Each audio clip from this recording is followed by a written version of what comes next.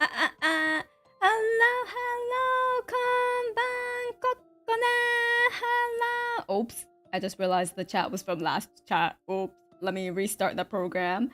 Hello! Time to raise up stream elements? What the? Why are you trying to raise up my stream elements? Stop. Okay, welcome everyone! I am Yurikago Kokone. I don't know why I'm doing my intro. You should know who I am. I'm Yurikago Kokone from V&U Symphoria. I literally cannot tell you why I just did my spiel. Probably because I'm on autopilot while I get my chat going up and running. But hi. Yeah, it was past chat. It was from the last stream. Whoopsies. Sorry, it's a little. I'm not as ready as I should be because I was trying to finish something else, right before. But today we will be going over Wildsea. Hello, hello. 私のです。みんなと楽しみたいです。ようこそようこそ。Hello, hello. Are you still Yurikago Kokone? Not Kokone Yurikago. Oh, right. I'm Kokone Yurikago. Sorry, my bad. We were in the past. We were. Hi. So today we will be learning about this system called the Wildsea, by Felix Isaacs. It's published by the I don't know. I was like company. People called Myth Games. But I put the link to the rule book if you would like to purchase it. Mythworks, sorry, not Myth Games. Mythworks. I put the link to the digital copy in the URL description. But if you would like the physical copy, then that site will also have the physical copy. No mustache this time, so we're not safe. So we're safe. Oh, wow, where's my mustache? That's wild. Yeah, it is wild. So I have the rulebook up on my side. I'm not gonna put the rulebook up here because if you are curious enough to want to see the rulebook, go buy it. if this stream gets you curious enough about this system and you want to see the rulebook, you have to go buy it. I bought it, you buy it, okay? If you get curious about this. But let me, why is it okay. So unfortunately for some reason my screen is shit, so it's a little small on my end, but it should be good. It should be good. Good idea, yeah.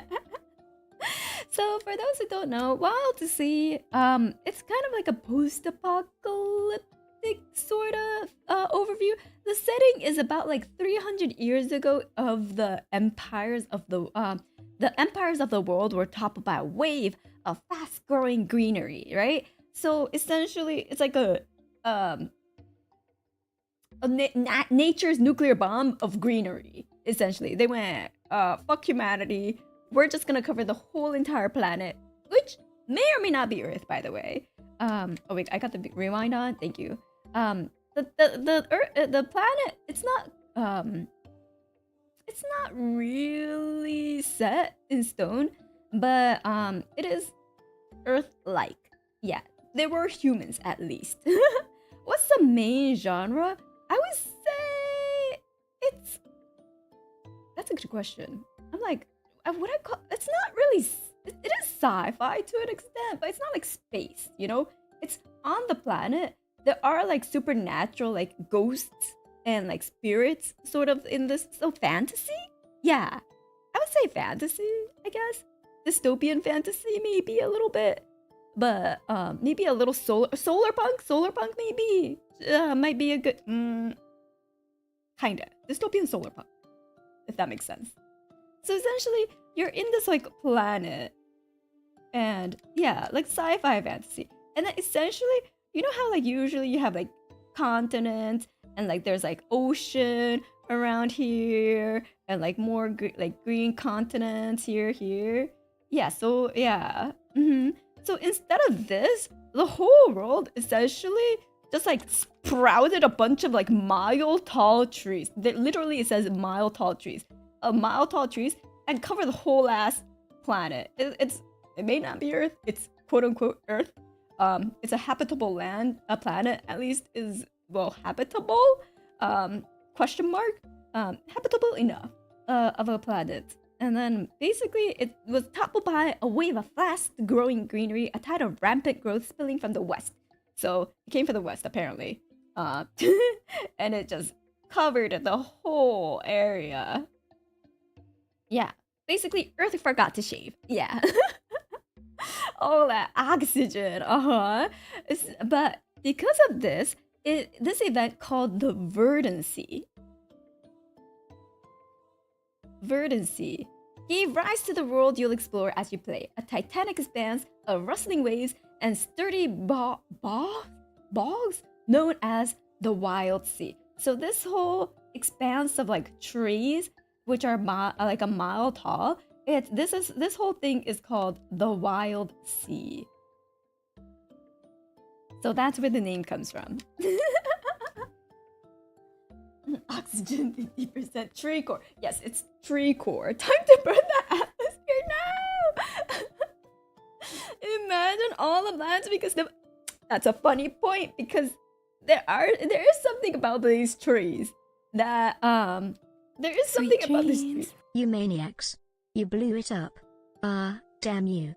God damn you all to hell. Player, when the GM shows a GR feels amazing man Statue of Liberty at the end of the campaign. Thank you. Man, okay, if we do this like because it's not set, the GM can definitely make it so that it is Earth and have those types of historical, you know, buildings show up in the campaign. That is definitely something you can do because it's kind of up to the GM at the party that's playing.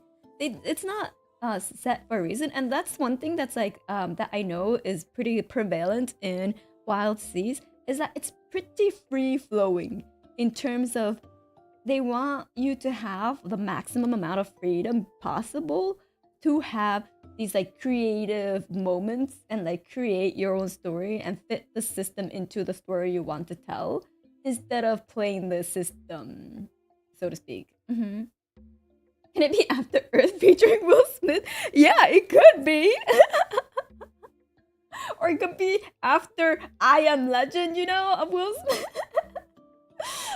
Post after he, you know, cured all the zombie stuff, and then yeah, the whole greenery really went amped up. Yeah, After Earth plus I Am Legend, exactly. But yeah, so now like now humanity, the surviving humanity, is going on these like chainsaw that's chainsaw themed like ships. Literally, this is like one of the ship like yay. Literally the humanity is going on these chainsaw like themed like ships, and to cut their way across the dense treetop waves, because obviously like with the wind blowing, the treetops are like blowing, and so it creates that wave.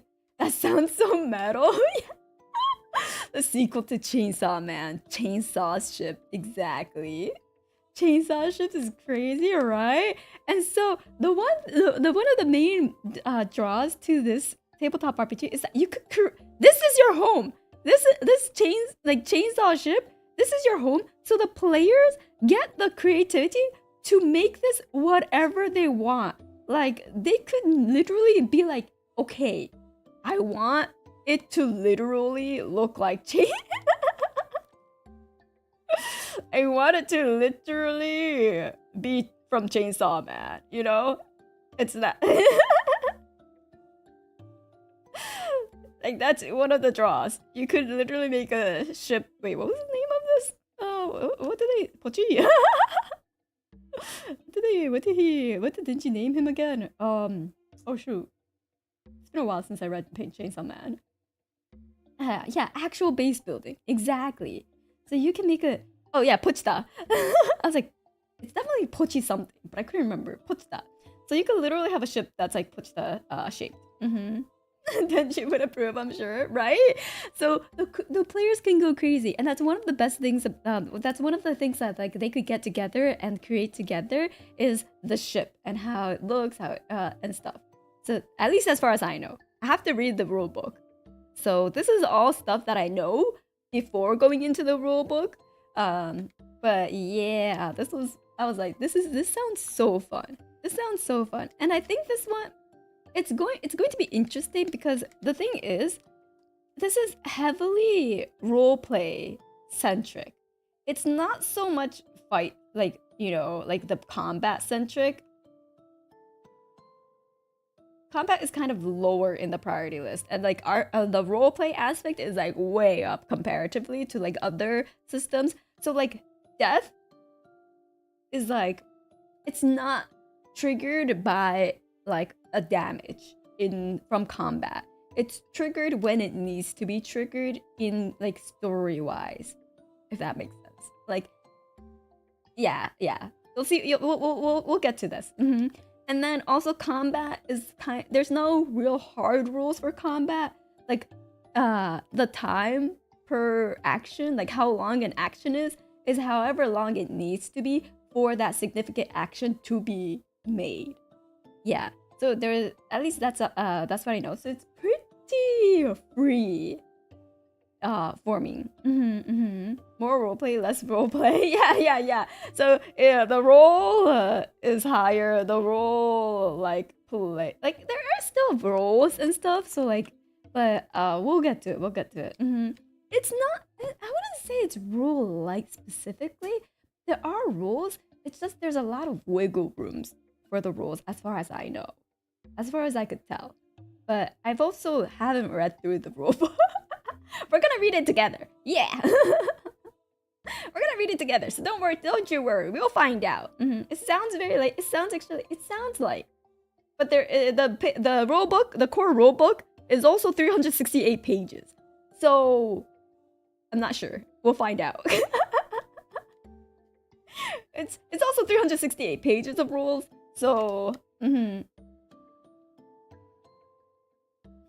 So the rulebook that I bought, which is the core rules, it is 368 pages. We have the overview, which I just read the settings of. I didn't read the full thing. So then it's like their engines are powered by oil fruit. So this thing is powered by fruits. Okay, the fruit is battery. It's powered by fruit oils, rope golems, honey, and pride. So that plus whatever rope golem is, rope golem, plus apparently a sweet pot of honey.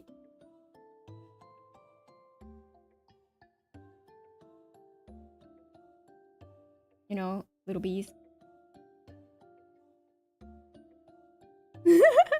And pride. And pride. Just draw me. I'm probably like one of the most prideful people I know. Just draw me. It's powered by me. There we go. Okay. Their crews are a multi-humanities weathered descendants, rubbing shoulders with the cactoid gunslingers. Okay, so there are cactus people. Just keep that in mind. That sounds less metal than chainsaw shit. Don't worry. I mean, you know, it's still powered by golem. That's still pretty metal, right? It's the chainsaw ship. Yeah, don't worry. Do they hang the honey with a stick and rope it in front of the rope golem? Maybe. Cactoid gunslingers. So there are cactoid gunslingers. Oops. So yes, you do have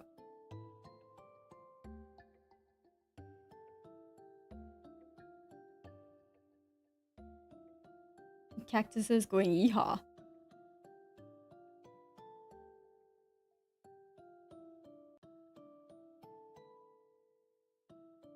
This is legally distinct from cactuars. My mom wanders to cactuars. No, this is legally distinct from cactuars. Okay, don't go there. This is not cactuars. Okay, I think I saw that mom in my. No, you definitely. It is not from this franchise. No. Okay, but animated Rex and silk-clothed spider colonies. So you could also have like animated Rex. Like basically, it's like a bunch of metalloids things that became like sentient and put on like and like decided to have like a mortal coil or something. So metal beings, wreck beings, and then you have like spiders.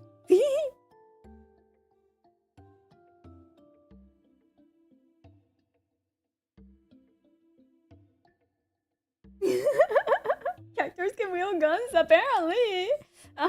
Yeah, see, no. Cactuars do not have hats, exactly. They may do 9,999 damage. We don't know that yet. I haven't read the rules for how much damage the cactoids can do. So we'll find out.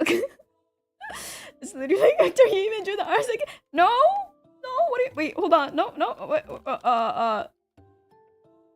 there, not a cactuar. Actual spiders gonna love that. I don't know. They might be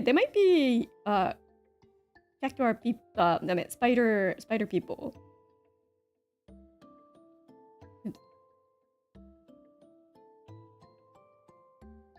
We'll find out. we'll find out about that one. Also, I drew these like really big. So let me do this. Wait, actually, this canvas is so small. Edit canvas size. Make this there we go. Oh, that's not what I wanted to do. Edit image size.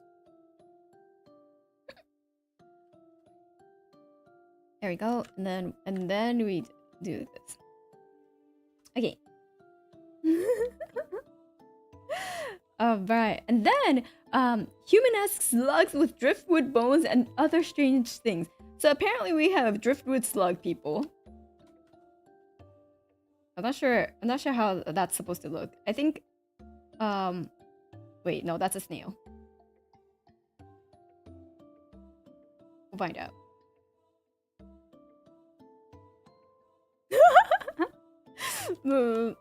Slimy. But yeah, we have the slug people too. Slug beings. Each has a role and a reason to be out on the Wildsea, and it's their stories, your stories, that this game is designed to tell. The Wildsea hungers and grows, roots still questing down into the world's depths as its waves ripple with life. Spits of ancient earth and the heights of old world monuments now serve as ports, cities, farms, and jails, each with their own laws and ways. The years after the Wildsea's arrival were harsh, and by the time the art of sailing was rediscovered, most old cultures had splintered into new, often unrecognizable forms. The economies of the verdant world are unpredictable and ever-changing, but there's always value to be found for those willing to brave the perils of the world, and that's where you come in.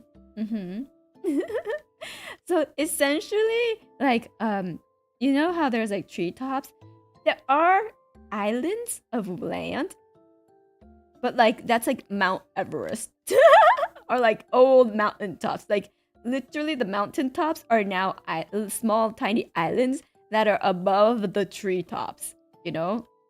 So those are like places where you could probably find like towns and like ports and like etc. Like humanity's quote unquote settlement is like the closest thing that you could come to.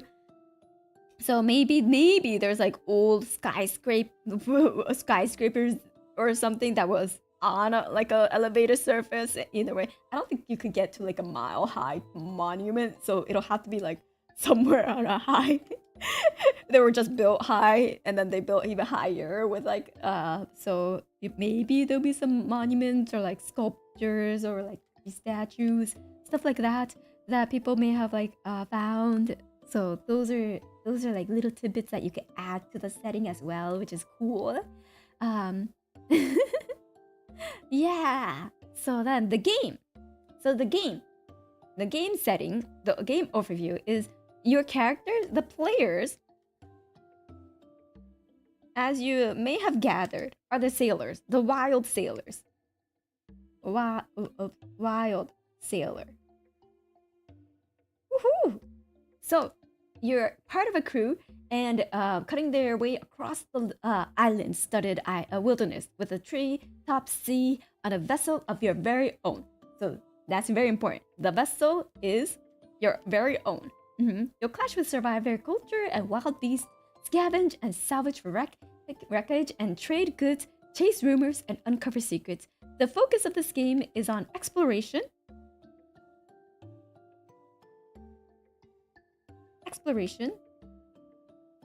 progress, and change. Oops, I don't know why I made 3 so big. And change. You'll define the world of the wild sea as you sail it, which is such a cool line. How wild can we be? As wild as your imagination lets you be. You mean no one lives in the treehouse? No. Everyone technically lives in tree houses, except for the sailors who are sailing about and being nomadic, you know? You're essentially living in a sea boat, which, isn't it cooler? A chainsaw sea boat? Yeah. How could we have paid off the debt in this economy? What do you mean? You have no debt. It's a bartering system. There's no currency to be had. I think so. I think there was no currency that was like consistent, because everyone's like located in these islands. You kind of have to go through a bartering system, I believe. It's just, is this just a Waterworld and One Piece combined? No, there is no One Piece to be found. Okay, there are secrets to be discovered, but I don't know about One Piece. Okay. But yes, it is like the Great Sailing era. So in that sense, yes. So Adventures on the Wild Sea starts as hooks. So elements of the settings of the character's history with the potential to blossom into an arc, a story for you and your crew to experience. And like while playing through an arc, your roleplay scenes, montages, and journeys to make decisions, take action, and resist your baser impulses. So completed arcs and the triumphs and disasters within them will allow you to develop your characters as you play. So it's more of a long form campaign-based system, which I don't usually do. So that's another reason why I was like, this is interesting, because it's not. I don't really like long form campaign based stuff because I get tired of combat. Combat kind of tires me out. So it's like, well, this one, the combat is a little bit more. So we'll see. And I like I like making like more like puzzles and discovering secrets and stuff like that. So we'll see. Resist base impulses, impossible for bards. I wonder if you can make a bard. You probably could. There's a lot of freedom with like archetypes and stuff in this game, as far as I know. But also, this system is also a D6 based system. D6 dice pool. So you're only gonna need D6s. So it's very beginner friendly for people who only have access to common dice like D6s. It's much easier to just like pick up in that sense, and you don't have to like think a lot about min-maxing, because combat is kind of like a lower on priority type of deal too. So that's also one of the reasons why I was like into like wanted to look into this, because it seems easier for like tabletop RPG, like people who are beginners in tabletop RPG to pick up, but still want to like go through a more narrative heavy game. Monopoly dice. Yes, you can even use Monopoly dice. You can even use Monopoly dice. Exactly. Quickly assemble from the information you have in your character, and then the situations your characters find themselves in. Dice rolled in this way help to direct the conversation towards outcomes of triumph, conflict, and disaster. Whatever result, the story moves forward. Tracks are used as a visual reference for many aspects of your character, the relationships with various factions, and developments in the wider story. Their boxes are marked and cleared by your actions. So this is talking kind of about like the character sheet that every player will have. You'll also collect resources, anything from salvage and charts to living secrets and forbidden spices. Ooh, some spicy cabbages maybe. But anyways, these resources are tracked on your character sheet and can be combined or sacrificed for various effects. Their precise uses and qualities are drawn out as your group's own unique version of the Wildsea develops. Develops, yeah. So those precise uses and qualities, that's actually more like you can have some creativity with it. It seems like there's no set in stone. Yeah, the spices must flow. I see. World of Darkness, Chronicles of Darkness has D10 system. Yeah, D10s are. I don't even I don't have that many D10s. There's only one per set. Like, so it's. I mean, that's not the same with D20s too. But I don't like a lot of.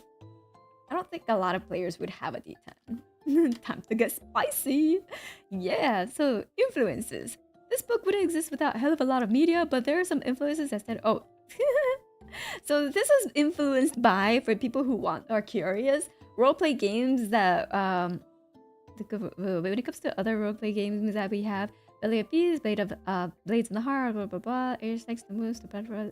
Ah yeah, the Pathfinder and Call of Cthulhu should definitely get a shout out here too as other sources. So Call of Cthulhu is in here as one of their big influences. The others being Belly of the Beast, Blades in the Dark, Heart, the City Beneath. Oh yeah, I think that Heart, the City Beneath is something that one of my viewers told me about, and I believe it's like where you go into like a tunnel hole and try to find stuff. I don't know. It could be a wrong system, but there's also another one of that where you definitely will die. And then Pathfinder, also Bastion in the Sunless Sea, or core ideas behind the world. There's also Firefly, or China Mayville's Baslag trilogy, and in a more meta sense, Reddit's RPG design and RPG creation communities. So yeah, there's like a little shout out section for all the influences that they've taken. This sounds like Blades in the Dark as far as the system goes. Ooh, I see. Hello. So we have the table of contents. Chapter 1 being the settings, Chapter 2 being the mechanics, Chapter 3 being scenes. So I guess it's like going through all of like the scenarios and examples of the scenarios. I'm like waving my hand as if you can see. But it's like time for action, exploration, collecting resources, companions, interactions, combat. So it goes through all the scenarios that your players will run into. Whoops, what the? Oh, I lost my page. There we go. Yeah, and then like, so then Chapter 4 is like montages, which is an interesting chapter. Chapter 5 is like journeys. So it's like telling you like the step-by-step of what you need to do for like traveling, like starting off your adventure. So there's that. There's character elements. And then there's character creation in Chapter 7. Yeah, montage. Training montage. But there's also the Chapter 8, which I'm really excited for, which is ships and shipbuilding. And then there's the Fireflies guide. It's like all your equipment. And then Chapter 10 is talking about the hazards that are in the wild seas. Chapter 11 is reaches, which are kind of like kind of interesting. I'm not sure what the reaches are, but it seems like pretty iconic places that you can have in your story. And then Chapter 12 goes over the resources. Or it's like resources actually for the GM of like glossary, weather rules, or like yeah. They also have Kickstarter backers here, and then they have the character sheet, the ship sheet, and the team. Yeah. The shipyard calls. Yeah, boat building. Let's go. Let me eat some of my. Wait, chat. Remind me. Okay, I have strawberries with condensed milk. Remind me to eat it throughout the stream because I have not taken a single bite yet. So I'm gonna take my first bite.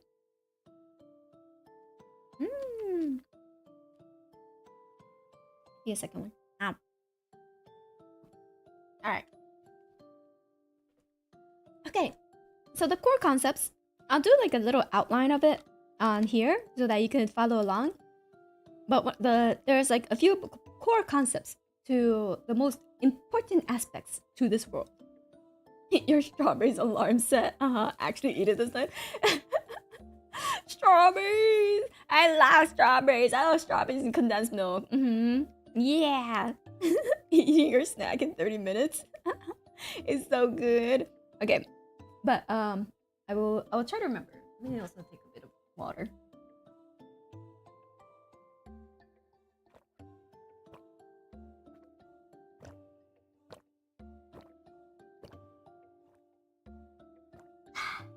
Hello, welcome. Strawberries. Okay, so the key. Oops, my stylus. Okay, the core concepts of the Wildsea is that the treetops are the sea, or are a sea. The treetops are a sea. Numero uno. You know, numero uno. The treetops are a sea. Made up of branches and leaves instead of water, but then it's in every other sense of the word. The treetops are a sea where there's waves formed by natural contours of the canopy, ports built into a little solid ground that remains, and a vast number of ships. While it's possible to move through the canopy without a vessel of some kind, to do so for any length of time is a huge risk. Thank you so much for the gold tags. Thank you. That's wild. Indeed, it is wild. And then, land is scarce and valuable. Land is scarce and valuable. Imagine being a landowner. I wonder. Mountaintops and large chunks of earth or debris caught up in the canopy act as islands and archipelagos. Oh, wait, that means like, you know how like the trees literally just shot up like randomly in one fell swoop. Like imagine if like, you know, like the Colosseum, like it just like little bits and pieces are like less than 3 just trapped in the tree, you know. Reno, thank you so much for the gold tags. Thank you. Zolatan, thank you so much for the gold tags. Thank you. Yeah, so they live on top of the tree like tree-like canopy. Exactly. So then like some like natural like big buildings that have like the sturdiness enough, like are sturdy enough to like resist being like uprooted from the ground and like caught in like a, as if it's like made into like a giant sized bird's nest, would maybe people would make houses out of it, or like living establishments, you know. Yeah. So life doesn't really exist under the treetops. Oh, we'll get to there. We will get to there because there is very little sunlight that goes through beneath the canopy. There ain't no way you can stay afloat in this kind of sea, right? Wow, there's gonna be hazards on the sea, so we'll go through that. Let's see. Plant growth is rampant.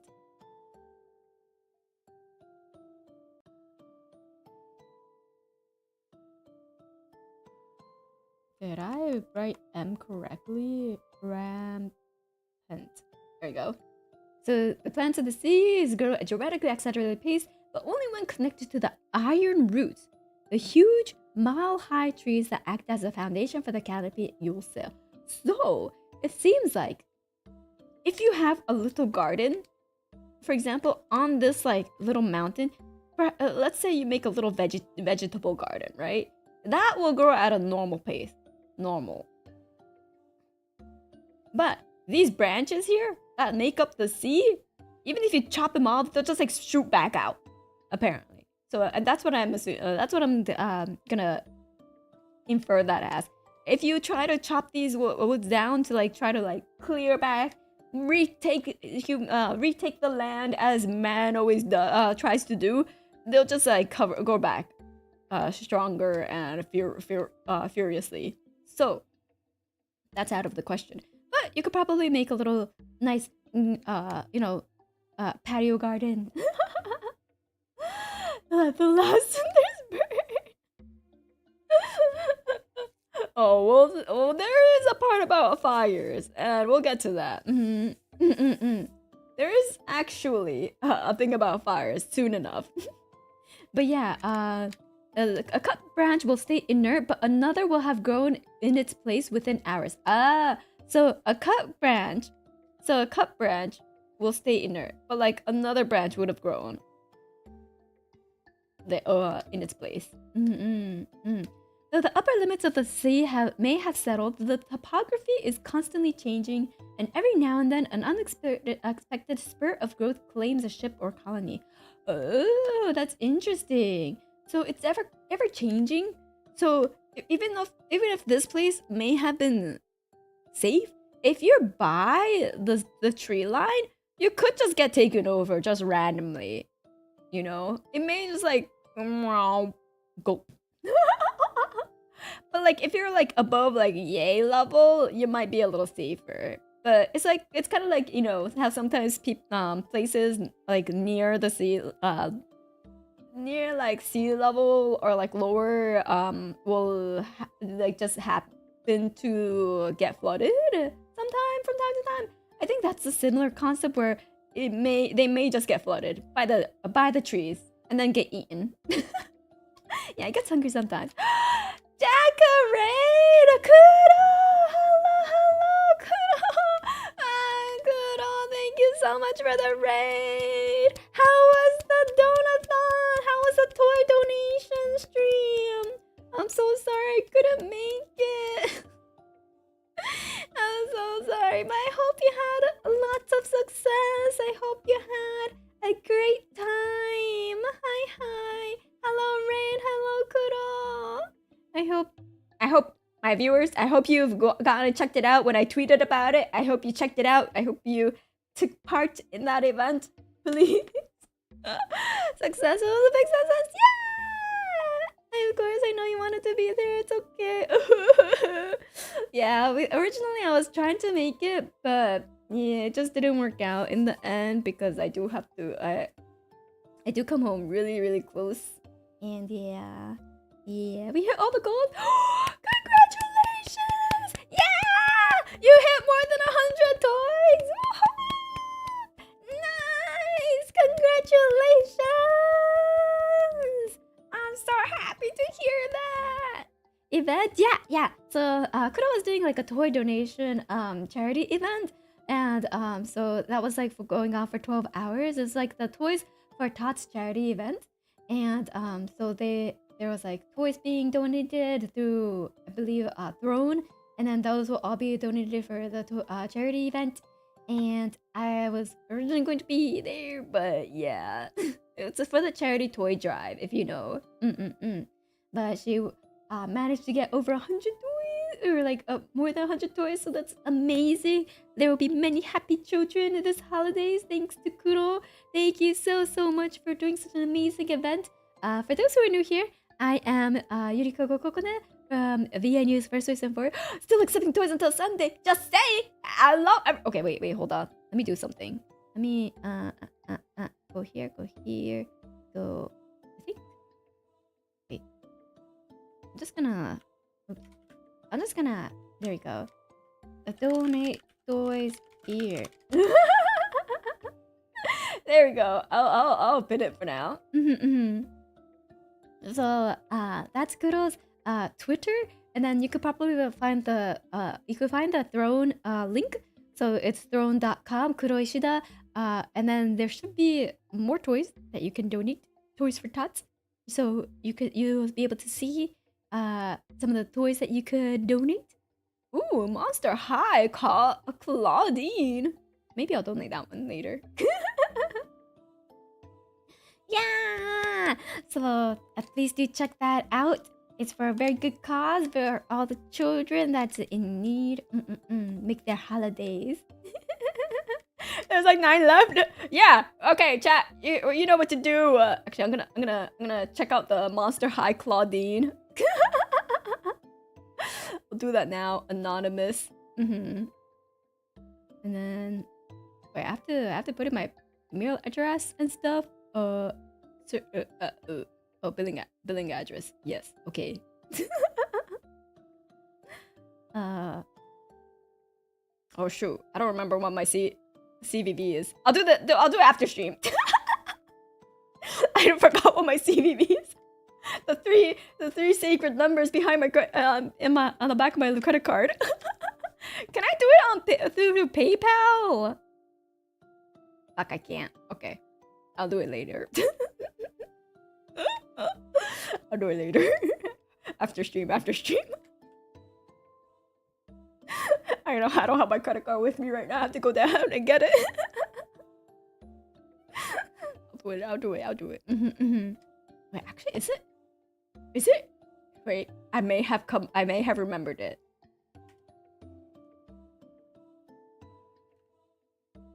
No, that doesn't look right.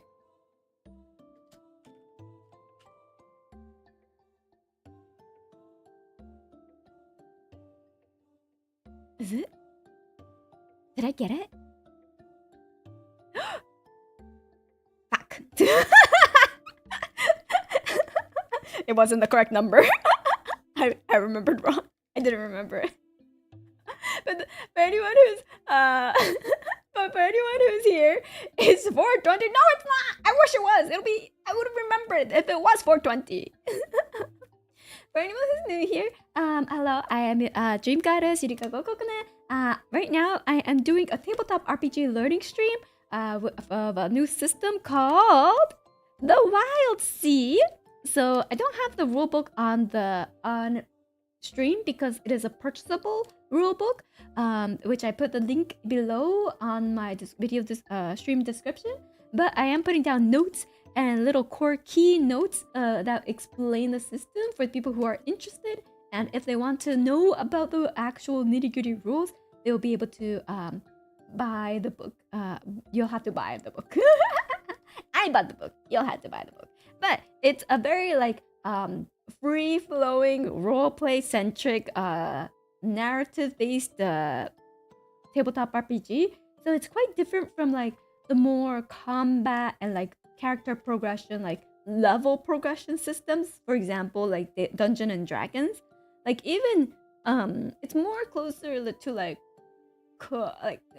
out of the systems I know, like more free flowing, like Call of Cthulhu, where it's a little less about like character level, but like going through the story. Even though Call of Cthulhu still does have combat and stuff, this one is a lot more about role play and telling a story.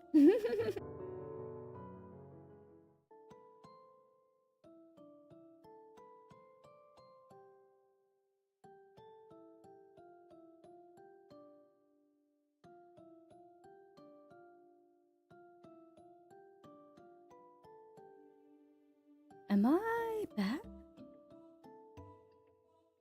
Am I back? Hello? Okay, wait. Oh. Are we back? Hold on. Just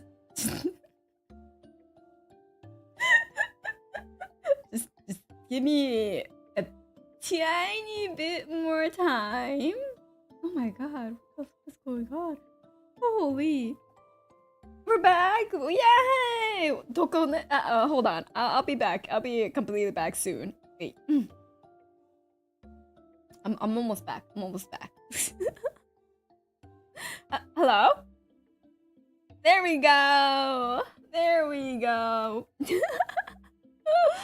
Holy! I apologize. My computer literally just stopped work. It just froze. It literally just froze. Yeah, perhaps I need to get more RAM, as I should. Actually, the thing that I had, fortunately had got restored. I'm gonna save it now, just in case. I'm gonna save it now, just so I can get back to this eventually. So let me save this. Let me save it as the Wild Seas rules. Okay. We sacrifice 5 coconuts to bring you back now. Thank you, Manotome, by the way, for this summoning ritual. Take a strawberry to celebrate the recovery. True. True.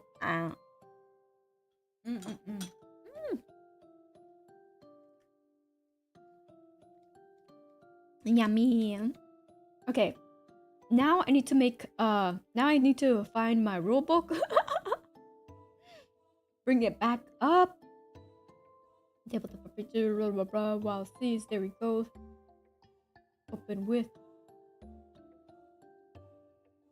Unfortunately, I have to open it with Microsoft Edge because the PDF reader that I have, it lags like crazy for some reason when I try to open the rulebook. So it actually doesn't lag with Edge. Maybe that's why I froze. maybe that's why I froze, but who knows? Anyways, there we go. Woo. Yeah, they used me to bring you back. I'm back. We're back. We're back, everyone. We got this. All right. Where was I? Okay, wait. Hold on. We did say the land is scarce and valuable, and then Oh. Okay, my whoa, my Wacom is kind of acting funky. Okay. Oh, my pressure is gone. What the fuck? Wait, huh? Oops. I wanted to bring up Wacom, but I brought a weather instead. Wacom. What's? Let me recalibrate it.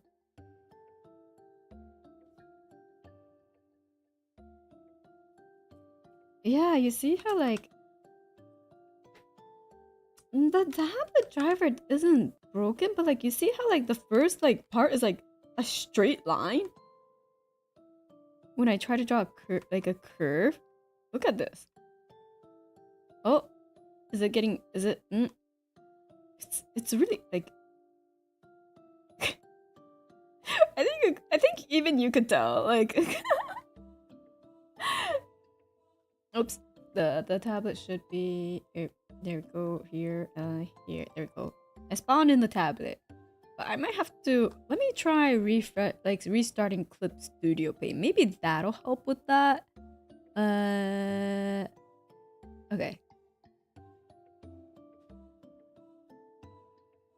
Let me try reopening Clip Studio. And then okay, I think that saves that fixed it. Coco, thank you so much. What the fuck? Thank you so much for the dono. My pressure was fucking worked. Okay, it's back. Okay. Oops. There we go. Yeah, it's working again. Woohoo! There we go. Here we go. Nice. It's working perfect. Yeah. Woohoo! Yeah, you could tell the difference, right? Of my Wait, chat died so Kokone could live. Wait, why is the chat still broken? Okay, wait. It'll come back. I'm sure. We got pressure. Plant growth is rampant.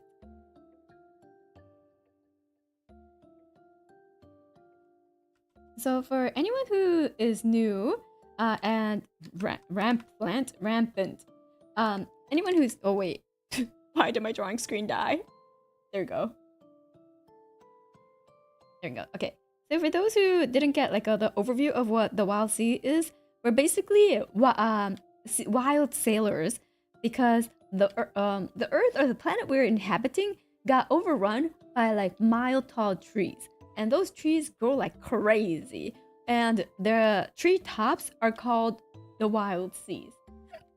And basically, you're sailing around in these chainsaw ships that are powered by fruit oils, rope golems, honey, and pride. It's literally straight from the quote. I'm not quite sure what the rope golem is, but you get to be in a gang full of like maybe humans, maybe cactoid like gunslingers, perhaps a sentient wreckage or a spider or a slug, and you're going off sailing.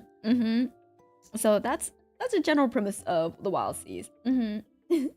This is Waterworld but Plant Edition. Yeah, basically. Waterworld but Plant Edition. And so plant growth is rampant, right? The plants of the sea grow at a dramatically accelerated pace, but only when connected to the iron roots, which are the huge mile-high trees that act as the foundation for the canopy. Hello, raiders! Hello, mole raiders! Hi, Tabby! Hi! Oh my god, thank you so much for that raid! Come on, Kokone! I am Yurikago Kokone of V&U Symphoria. Welcome! I hope you had a great stream! Hi! Today we are going through a rulebook of the Wildsea, which is a tabletop RPG system. For anyone who is interested in tabletop RPG, perhaps if you don't know what tabletop RPG is, perhaps you've heard of Dungeons and Dragons, Call of Cthulhu, maybe, I don't know, what else is like Pathfinder, Warhammer. Those are more of the mainstream tabletop RPGs, but we're going through this one called the Wildsea. Hello, Kokone. Hi, Debbie. I hope you had an amazing stream. Thank you so much for the raid. What did you do? What did you do today? Were you drawing? Gee, so for those who don't know, Tabby is also an artist. For those who don't know me, I am also an artist. Even though these may not perhaps indicate as such, I do draw. I am an artist, actually. I know, surprising, but just looking at this, yeah, you might think I'm full of shit. But wait, she drew me? Wait, huh? Hold up, no way. What?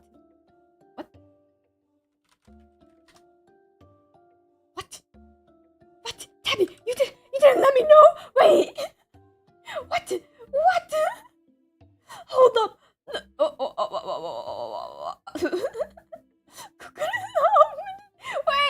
you didn't tell me this. What the fuck? Wait, you did? Wait. Oh god. Let me go into channel. Go. The stream title: drawing. Click for hot woman. Oh sure. Gal, you drew me as a gal. Wait, okay. I'm gonna copy video you. Don't look. It's not done yet. Wait, I can't look. I'm not allowed to look. Okay. I will patiently wait for when it's finished then. But chat, you can go look. And then tell me how it's going. Click for hot woman, please. Click for hot woman, please. Wait, oh my god. Then I draw Tabby real quick.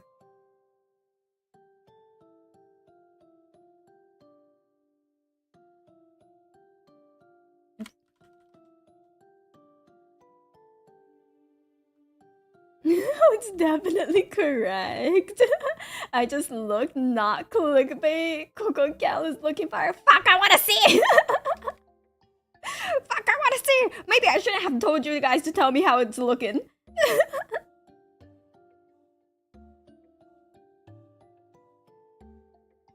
Actually, I'm like, wait, hold on.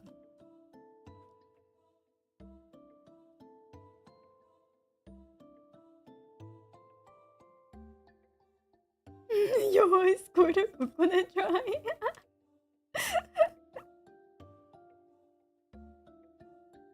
It's good. It's a doodle though. Like, you know, it's not gonna be as good as like if I were to draw like a full. Wait. I'm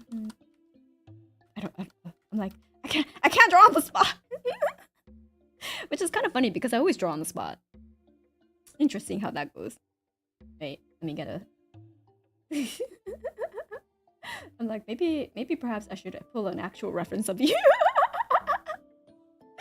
Maybe perhaps I should pull up an actual reference, you know, that's a little Yay, little I love your little flower snout.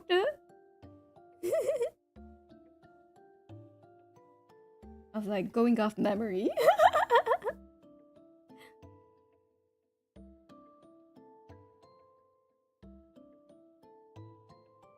Too flustered to draw. The pressure is back now. True.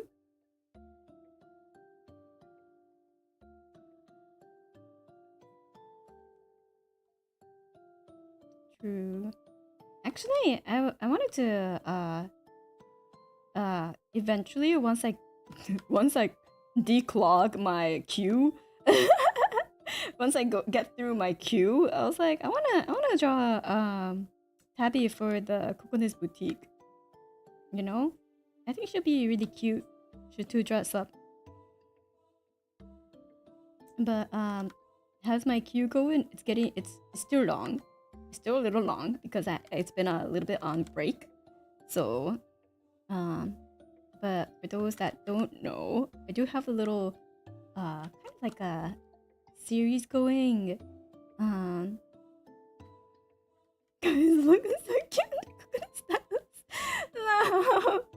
I'm sorry, I'll draw like a proper one eventually, maybe. Like, you know, that's not like a just on the spot doodle.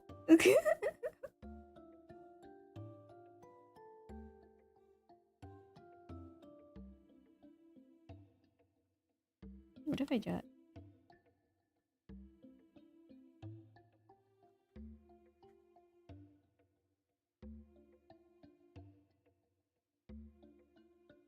Yeah.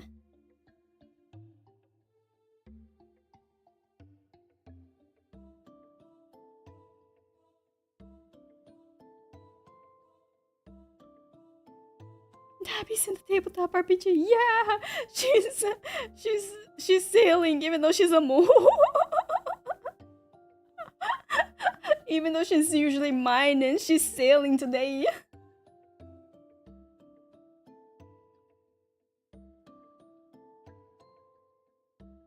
Yeah, her design is so cute though.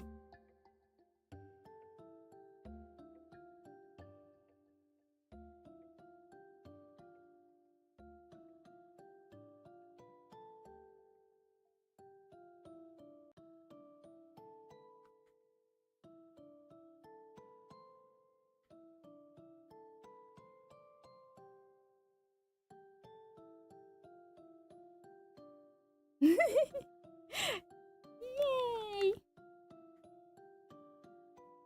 Okay, but the thing that I was going to do was wait. Oh my god, another. Hello, SSI. SSI. Hi, Issa. Thank you so much for the raid. I was actually gonna show something. I know. Thank you so much for the raid. Welcome. Konban Kokone. Hello, raiders. Issa was fooled by that. Oh yeah. Wait, hold on.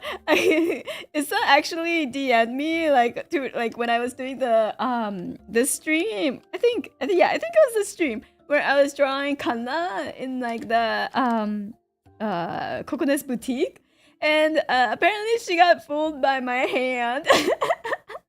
You see this hand? Apparently she thought it was a real life webcam. Yeah, so it's a success. It's a success. I made it, you know, persuasive enough. But thank you so much for the raid. Hello. Welcome. Konban Kokone. I am Yurikago Kokone of V&U's first Symphoria. I'm a dream goddess that also draws. And also likes tabletop RPG. It's actually not a drawing stream. I'm actually doing a nerd out stream of learning this tabletop RPG system. It looks really real. Thank you. Is this a bonbon? No. Wait, I never modded you. Hold on. Add as mod. There we go. The lighting is so good, thank you! So, in her defense, it's quite realistic. Yay!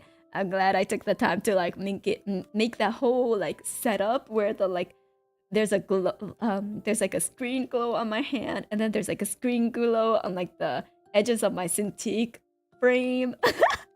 It's all fake though, chat. It's all fake. She lies. It's an art stream. No, it's a drawing a tabletop RPG stream.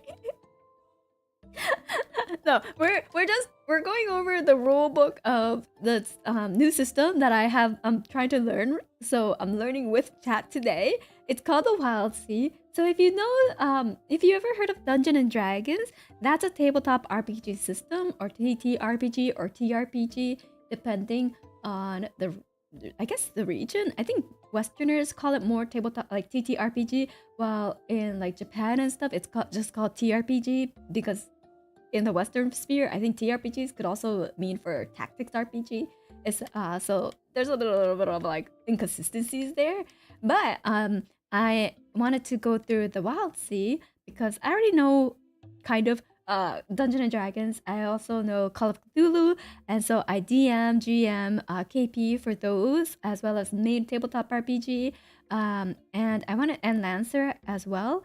But I wanted to learn about Wildsea because the last system I learned, Lancer, was quite like the combat was pretty intensive, so shall we say? But it makes sense because it's like you ride a mecha, and so you want to be able to do cool things with the mecha, right? That's like blasting shit.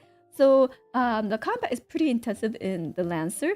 So I wanted to go through the other extreme, which is the Wildsea, which the combat is quite lower in priority, and instead roleplay is quite high up in the priority. So a lot of like loosey-goosey, like here you could have more freedom with like the items, the settings. It's like a planet that's overgrown with mile-high trees. It could be Earth, or it could be just an alien planet, but has humanity in it, etc. So there's like they leave some stuff up to interpretation, and then a lot of like the combat rules. It's like, well, it's however you want it to be. Yeah, it's less crunchy, like number crunchy. Yeah, Lancer is super fun, so I love Lancer. But I just wanted to do two different types, like, for the two extremes, because some players want to do more story based, you know, and like aren't too comfortable doing combat heavy stuff, which is very understandable for people who aren't used to like video games, who aren't used to like tactics games, who aren't used to tabletop RPGs. I think maybe this one's a little bit more easy to get into, even as like a campaign, if they wanted to do a campaign instead of just keep doing one shots, you know. So yeah, so it's Avatar but less furry. I mean, Avatar still has like land, and like the settings themselves are kind of like more less apocalyptic, you know. Thank God it's not crunchy like chips. It could be, maybe. No, it can't be. Next time a drama mech session. Yeah, we want, because Lancer can be very dramatic. Because Lancer, there is a lot of places where they're like, this is the part where you roleplay, and then the missions is the part where you can also roleplay, but also combat. But you could also just be pure roleplay too. So Lancer has a lot of flexibility in that regard. They just do have a lot of combat rules that you can go by if you and include combat. So people who are more like interested in combat might be a little bit more allured to Lancer. But you could also have like a fully roleplay centric thing, like session with Lancer as well. Combat is not necessity. I mean, you want to be able to do some cool stuff with a mecha though. I wonder how your groups would handle Fiasco, but Fiasco is GM-less. Oh, interesting. I'm gonna put that off to the side. Fiasco.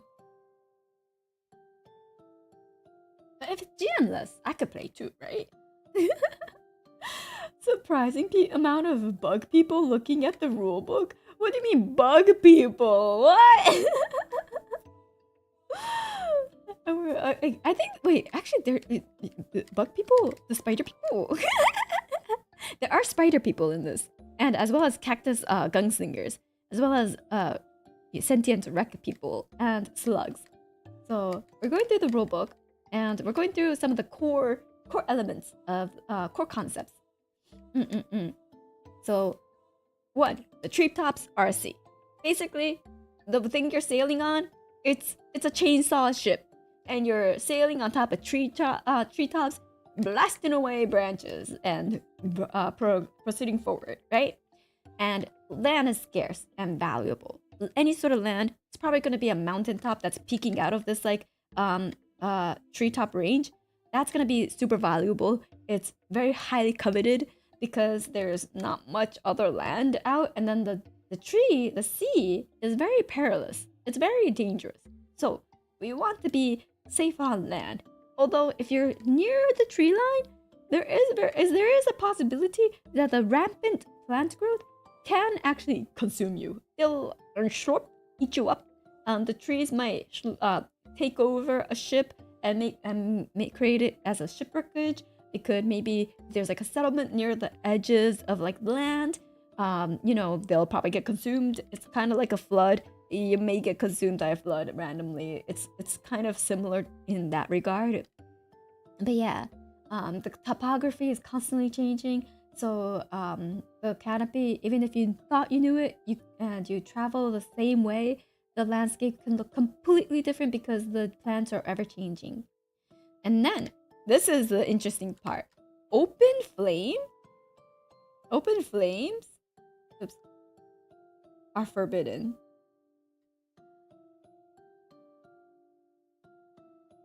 So you would think, okay, there's a bunch of treetops, right? Why don't we just go full Lancer and burn the whole earth down? Or at least burn down the portion that humanity wants to habitat again, right? You may go full Lancer, burn down the earth, or burn down at least part of the planet. Why can't we do that? Okay, almost all cultures have prohibitions against the use of fire while at sea, and for good reason. Flame burns hot and long on wild sea wood and spreads at a terrifying pace. If a fire does break out, even the most bitter enemies will likely put their differences aside to fight it together. Ooh, interesting. So it seems like the ironwood, the mild tall trees, maybe they're laced with gasoline or something, but they burn long, hot, and spread at a terrifying pace. So they just, you know how usually you want to like trees need, like if you get firewood, you need to dehydrate them or like dry them so that they become good firewood. Maybe they're just naturally just insanely good firewood. They're made of pitch. So no fireball snaps. No fireball. No casting fireball at the trees. No. So sorry, I'm American. I got too excited. Wow. No gas, no fire. Well, you could use gas, but don't light on fire, you know? So flames are forbidden. Open flames are forbidden. So they are hyper flammable despite being waterlogged. Exactly. Apparently, you thought they were waterlogged, they're oil logged, perhaps, perchance. So arson is now a war crime, understood? Yes, arson is a war crime, apparently. Not to mention, highest temperature is above fuel, so burning trees will lead to suicide in such a setting. Yes, you would literally kill out the whole remaining population on this planet, probably. At the very least, at least a solid settlement. You'll do mass you know. Yeah. But then why haven't they just burned out everything at the start of the treepocalypse? I wonder. So basically Australia. It's like Tasmania, but on crack. War crime, more like war suggestion. Oh, we'll see. Anyway, okay. Next core concept is, Krazarin. This is the remember I was talking about like, you know, the plants. We were talking about how crazy the plants can be, and like what kind of effects that they may have on the human like anatomy or the psyche. Crezerin corrupts on contact. Oops. Corrupts on contact. So crezerin, you know how like trees ooze resin? The ironwood trees actually secrete crezerin, secreted by some of the Wildsea's more dangerous vegetation. Crezerin is a potent toxin. Okay, it's just more dangerous vegetation. It doesn't have to be the ironwood, but ironroots. But it is potently toxic. Brief contact does little more than sear the skin, but long-term exposure warps both body and mind in terrifying ways. This, along with the threat of predators and falling, keeps most sailors on their ships during the long voyages. Is it sentient? I wonder. Do they have tentacles? Oh, no. What are you trying to say? What are you trying to think? What are you trying to yeah. I don't know about it being sentient, but it does corrupt the human in the body. Resin corruption resin cresin. I see what they did there. Yeah, corrupted resin cresin. Ay. I mean, fire and lightning isn't that dangerous if humidity is high and the trees are hydrated. It's actually drought that causes the fire to spread, so it would make sense. Yeah, like the trees are naturally pretty different from the real world trees too, so maybe that also plays into play with the fire as well.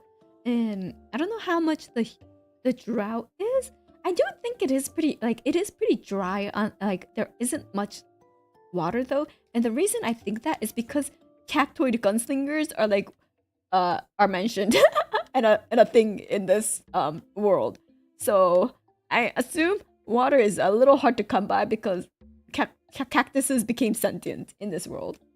We haven't gotten through far enough in the rulebook to explain why cactoid gunslingers exist, but they do exist apparently. So we'll find out. And then the economy is barter-based. Ah, yes, I was talking about this earlier, but the economy is barter-based. So there's no form of uniform currency. Oops, economy is barter-based.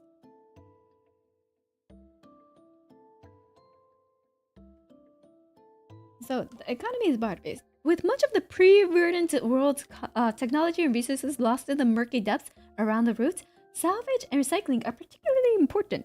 Reuse, reduce, recycle. The economy is based on barter, usually of food or materials, but sometimes acts of service. Not the acts of service you may be thinking of. It's bounty boards are it's like bounty boards, you know, missions. Are common fixtures in both settlements, allowing locals to farm out tasks and have others solve problems they can't deal with themselves. I shall trade my 3 chickens for your Grand Archive card. Hey, which Grand Archive card? I have a few. I'll give you 5 sheep for your spider person. Hey, the spider person has their own sense of being, okay? You can't just that's towing the line of slave. That's we don't trade sentient beings, okay? No. Well, actually, I don't. I there's a lot of question marks surrounding the spider person or spider being. We'll find out. We'll find out what exactly the spiders are. Introverts. Why? I would just want there to be no explanation for them. Just yeah, there's cactus cowboys. Maybe actually, because they do apparently they're a little like selective on lore because they want you to be able to fill in the gaps if you want and have the freedom to do so. Okay, and then the last part, the last core concept, you'll like it. It's a weird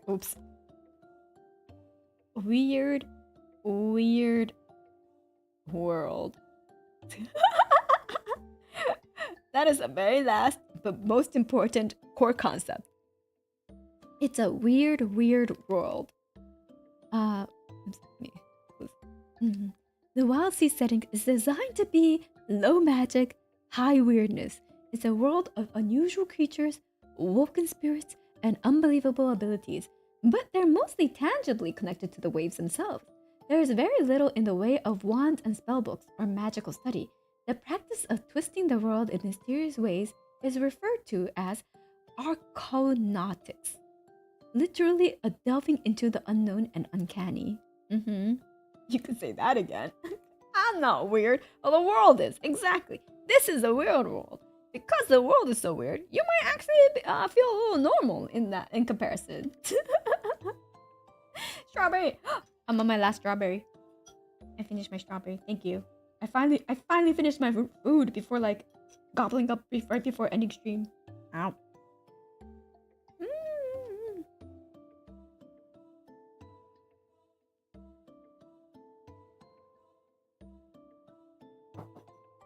Yum. You know, I found like these. I found like a tubed condensed milk. Like condensed milk in a tube. So I bought that. So now I don't have to open a can of condensed milk when I want to make strawberries and have like the can of condensed milk go stale and like create that like layer of like hard you know, milk cap. Now it'll just stay runny without, I don't know, trying to seal it or like change it into like a better sealed container or anything. So I'm like, I could have strawberry condensed milk with strawberries with condensed milk anytime I want, and also use the condensed milk in like little tiny pieces instead of like, oh, I have to get it out of the can, I have to use a spoon, I have to. It's so convenient. I love the tubed condensed milk. Anyways, okay, back to tabletop RPG. You don't like strawberries? What? I love strawberries. Alright. There are many ways to describe the rustling waves describes the branch and leaf waves of the Wildsea, but no single word could ever do them justice. They're a sprawl of life, of many lives, nature at war with civilization itself, a churn of growth, the wind and trade and blood. So, the first thing to notice is movement. Whether through the kiss of high altitude winds or the constant motion of beasts and insects, the canopy of the wild is never at rest. In fact, the effect is similar to that of the waves of the old salt sea, swells and tides and all. Even the ship at anchor still sways gently from side to side, moving with the rise and fall of the branches beneath its hull. The second thing is sound. Another constant is a changeable world. Leaf on leaf, branch on branch, the rattle and buzz of uncountable insects. Ooh, lots of insects. The call of birds and lemurs and sailors at the rail. Tree shanties are sung as secrets shouted. The ship's hearts roar deep within their holes. Life makes more noise, and the Wildsea is nothing if not full of life. We exist, crusty milk. I don't believe people who dislike strawberries exist. Apparently they do. Apparently there's one person amongst us who don't like strawberries. And then the third thing, which should have been the first thing, is the danger. It's not that everything out on the waves wants to kill you. It's that enough of it does that it makes no difference. There are beasts that hunt ships, eager to feed on the scraps in their wake or the wreckage they leave at the end of their usage. Insects build hives in timber and flesh. Ooh, timbers and flesh? More than mindless in inscrutable ways. Even spirits hunt and are hunted in return, and a deep presence beneath the layers of prey and predation. Leviathans lurk and bide there. There's Leviathans!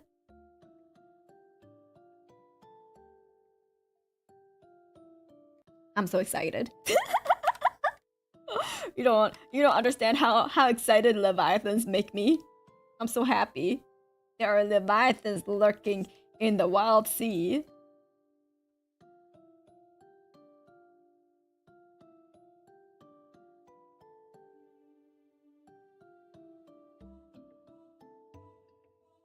Let's go tentacles!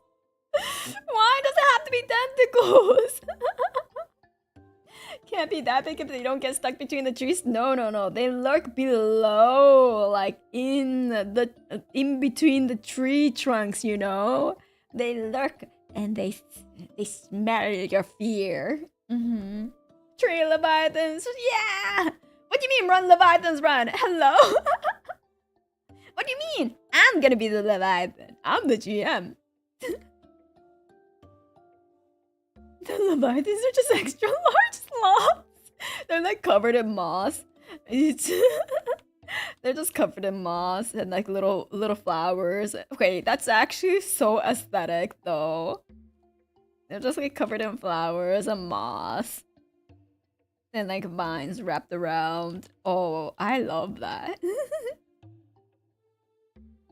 Looking like the right amount of EXP right now. You're trying to farm it for EXP. It's not that kind of tabletop RPG. It's a roleplay based RPG, okay? I fear for the leviathans. Tentacle leviathan hunting. I mean, if I were a player, perhaps. But yeah. Anyways, okay. Let's see. Important terminology. Pre-verdant. Okay. Important. Oh, yeah. Let's put like the key of important terminology. Oops. Important terminologies.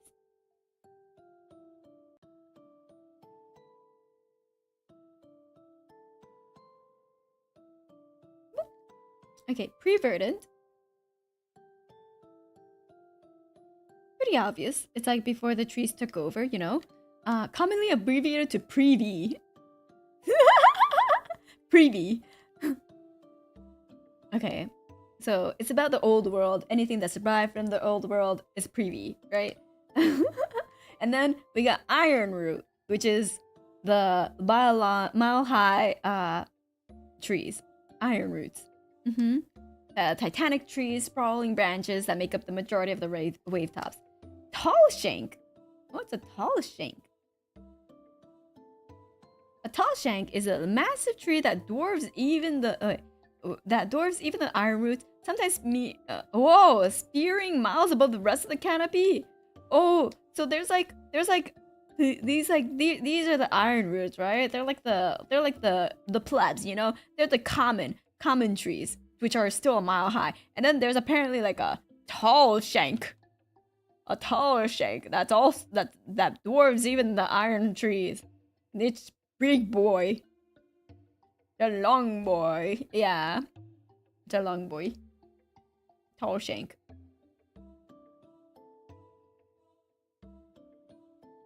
The big amongst the bigs. And then we have spit. I know what a spit is. Okay. A temporary landmass resting on the surface of the canopy, impermanent but sturdy enough to be colonized. Spits take many forms, from picked clean bones of a leviathan to chunks of old world material raised by movement of roots and branches. Oh, so spit is like, oh, you could literally have like a bone of a leviathan, and then people are like pitching up tents here. No, I spit at thee now. But yeah, literally, if you have like a bone of a leviathan, and then like people are like making colonized like residence on top. You know, some people inside the eye socket, I guess. Yeah. Island, a large landmass in no danger of being swallowed by the sea. Most islands are the tips of mesas and mountaintops, or the upper reaches of still standing monuments. So monuments can still be islands. Reef, a collection of junk usually mechanical in nature, either on top or just below the leafy waves. Reefs are hazardous to ship holes, but extremely sought after regardless, often hotspots for salvage operations. Okay, wait, I forgot to... Island, and then reef. Okay, now the rift. A gaping hole in the sea that leads down to the darkened roots far below. The kind of place a sensible sailor steers clear of at all costs. Most rifts are created when an iron root falls and are often used as places of study, pilgrimage, worship, or sacrifice. Interesting. So there do be a hole. You can find a rift amongst the sea. Can you make settlements at Coconut School? No! What the fuck? Why? Yeah, basically a pit stop. This is like a pit stop.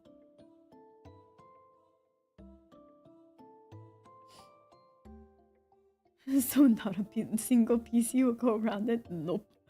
Nope. Okay, and then, of course, Crezerin. Which is the mutative chemical substance. Oh yeah, there's a rough timeline also, but there's a rough timeline of the whole scenario. 300 years ago is when like the whole, you know, the whole planet got like the Totoro, like, you know, this is the planet, and Totoro just decided to like do the whole growth dance, you know the growth dance that Totoro does.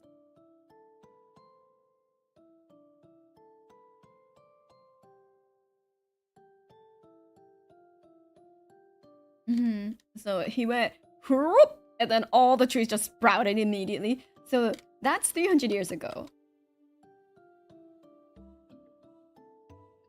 And then 299 years ago, pockets of survivors are hit by the first altitude high winter. Entire cultures are lost to biting cold, lack of water, and virulent new diseases. Oh, exclusion of okay, yeah. So those with foresight moved to higher grounds. They're, as far as they can tell, the only survivors. So it started from the west.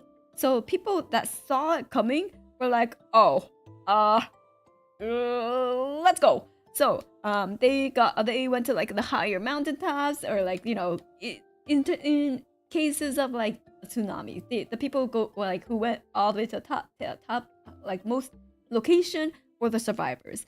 And then 299 to 280 years ago, more die. Few thrive. Though there is an abundance of food and wood, fresh water is scarce, and Crezerin contaminated rainwater burns. Most believe the world has ended. Oh, okay. So the water is corrupted. Well, water is corrupted by Crezerin.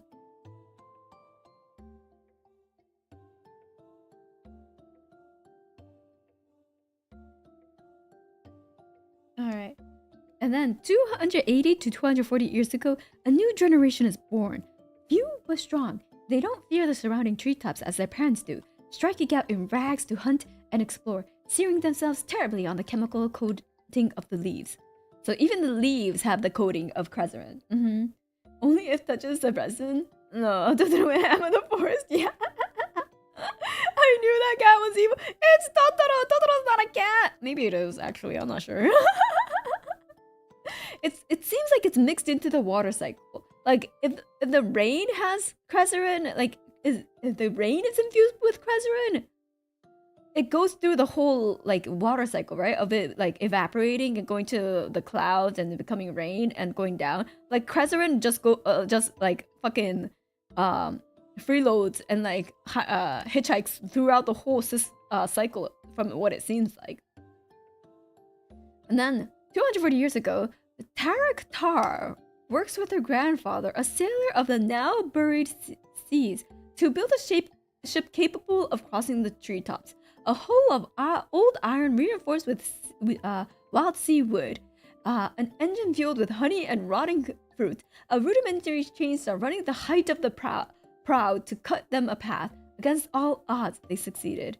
Kuko says Totoro is actually more rabbit-like to Roa! Hi, Roa! I mean, yeah!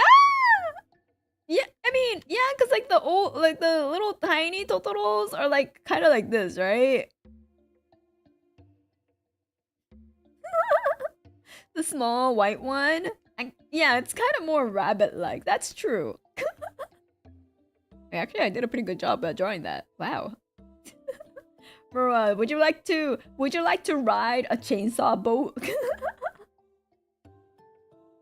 Would you like to go sailing atop of treetops and fight leviathans? That's a funky looking cat. A little babby.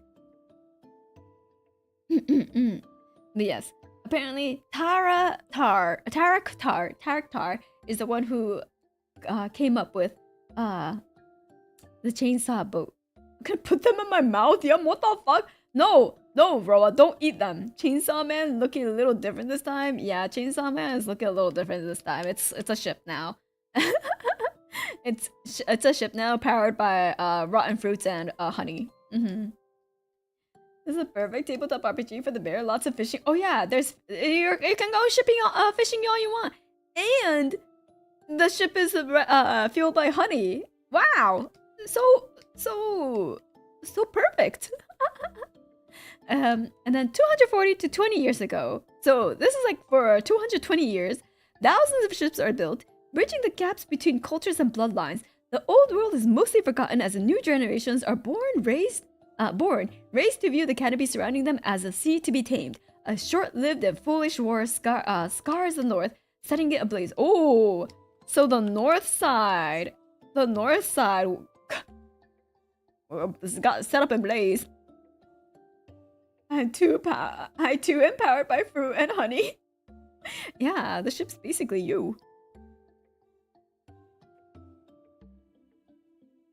Okay, so basically the top part, it got a fire do. And then setting it ablaze, entire cultures dedicate themselves to keeping that fire from engulfing the rest of the world, yet it burns still, a constant reminder of the apocalyptic danger that untamed flames represent. Oh, so it's still on fire. It's still keeping that hairdo. So there's like civilization all around it to keep that fire. So their whole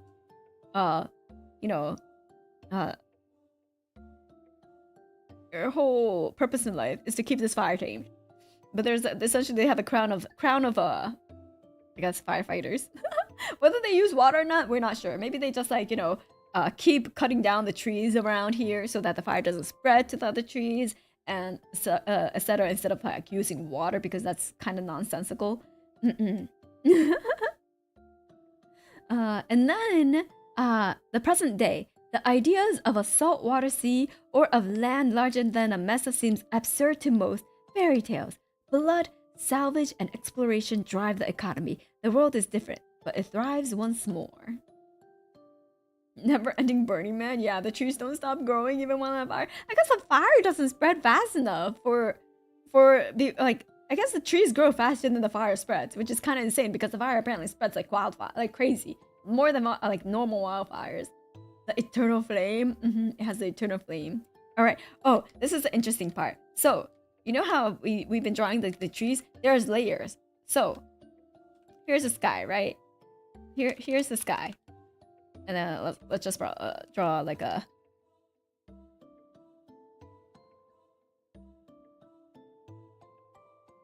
Beautiful.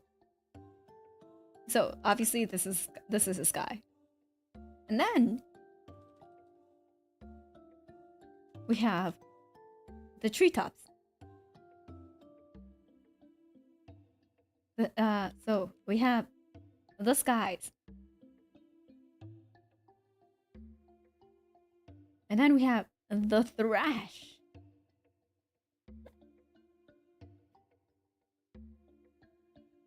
So the thrash is the topmost layer of the great iron-rooted trees that make up the wild seas.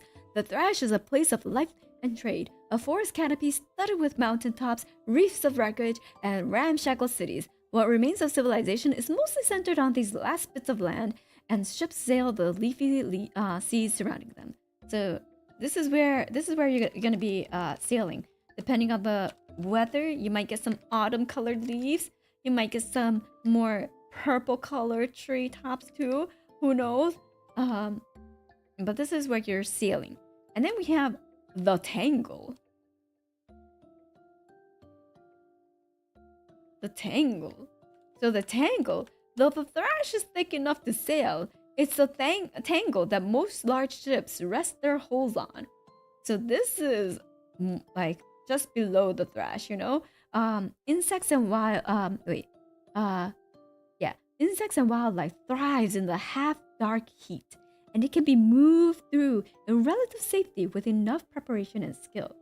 So this is where like a lot of the smaller branches, right, are like tangled through the bramble, etc. To be fair, real forests also have layers. Yes, they do. It's true, but we're going through the layers of this world, the layers of this world, and seeing where people like where the adventure lies, you know. And then we have the sink. So this is like around where it starts all coming together, like all the branches start merging together, you know. The wreckage often lodge themselves in the largest creatures of the wild sea rule, as thick as the tangle, but far more dangerous. The sink is named for the treacherous properties of its branches. Whether through natural or unnatural means, most vessels that make their way down to the sink find it almost impossible to reclaim the surface. And that's probably because of like the way it's kind of like tangled and like all going to like a central point. Probably makes it a little easier to like make those like tight spaces more coiled up, you know? And so this is where a lot of the ship wreckages are, you know? This is where wait, isn't it Ponta? Or was it Pochita? Ponta. I think it was Ponta. Anyways, but this is where all the Pontas or Pochitas or whatnot are stuck here.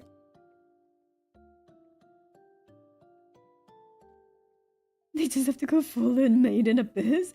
Tree huggers be hugging. Oh yeah, they're forced to be tree huggers. So this is where all like the wreckage and stuff. Oh, it is Pochita? Okay. So this is the sink.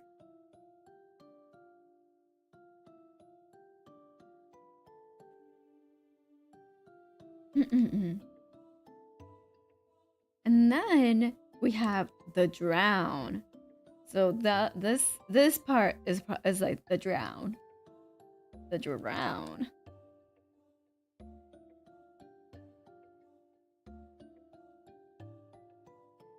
The point of no return. The drown is where branches thin and light dies.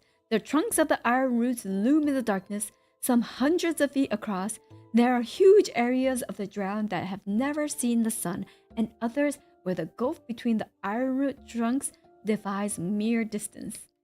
So this is no man's land, essentially. No light happens here. It's literally just endless abyss of tree trunks. And then we have the darkness under eaves. The darkness under Eve.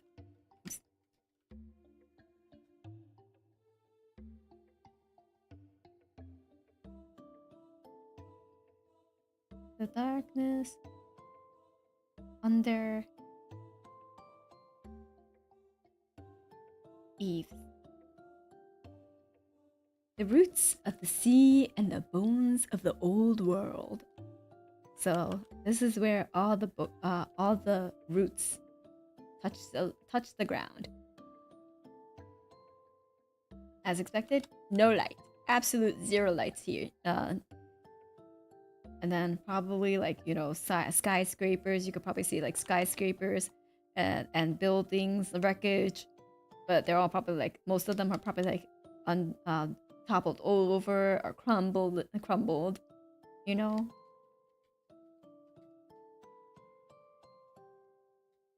So is that where the next sea truck upgrade is, right? Stop! Probably! Hello! The less said about this place, the better. So, this part, not much to be said. I think I see a compass. Stop! We don't talk about my subnautical navigating skills, okay? Okay? Ooh, here's a really nice drawing of the layers. I did a drawing of the layers, but it's not as nice as the official. The official rulebook, by the way, has a lot of artwork on here that I'm not going to be sharing. But this is essentially like the layers. So you have like, you have like the skies, the mountain tops, you know. So this is the pit, like this is like the island Then this is like the thrash. We have the tangle around here, and then we have the sink, and then the drown, and then the darkness under east. But yeah, super pretty artwork in this rulebook.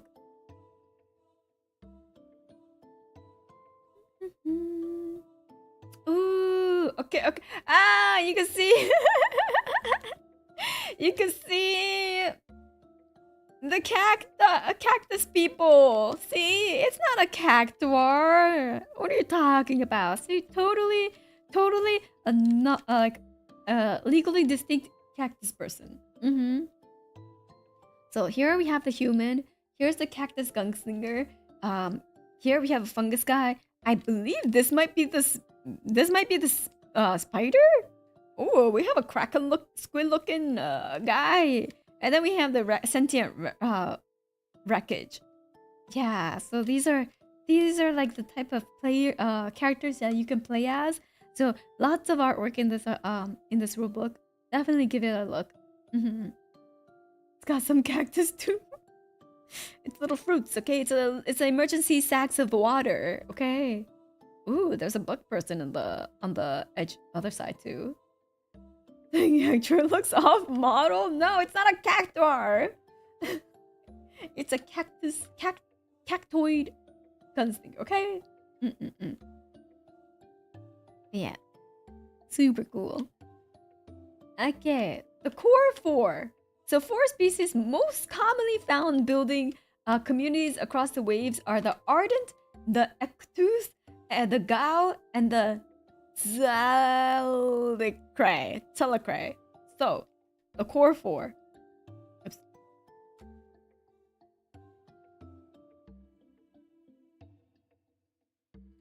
The ardent. So this one's the humans, the post-verdancy descendants of ancient humanity forged by hardships and disaster. The ardent vary in terms of culture, traditions, and appearances, just as their human ancestors, but they share a common trait in perseverance. They are a race of survivors, tough, weathered, and naturally attuned to the spiritual elements of the waves. So, a little spirit attuned. Sweet dreams. Looks like Pepsiman if he's selling Mountain Dew.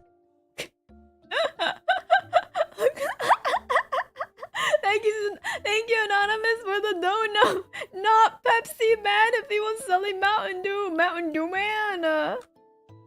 Oh my god, he's like, I got you a Baja Blast that I want to sell you. Oh my, I could see that. I could definitely see that. Pepsi Man. Oh. Man, Mountain Dew is so sweet. I can't drink Mountain Dew anymore. I used to like it because I had a bit of a gamer arc. But now it's too sweet for me. I can't drink it. He Baja blasting. He sure is. Oh, okay. This is a little spirit attune.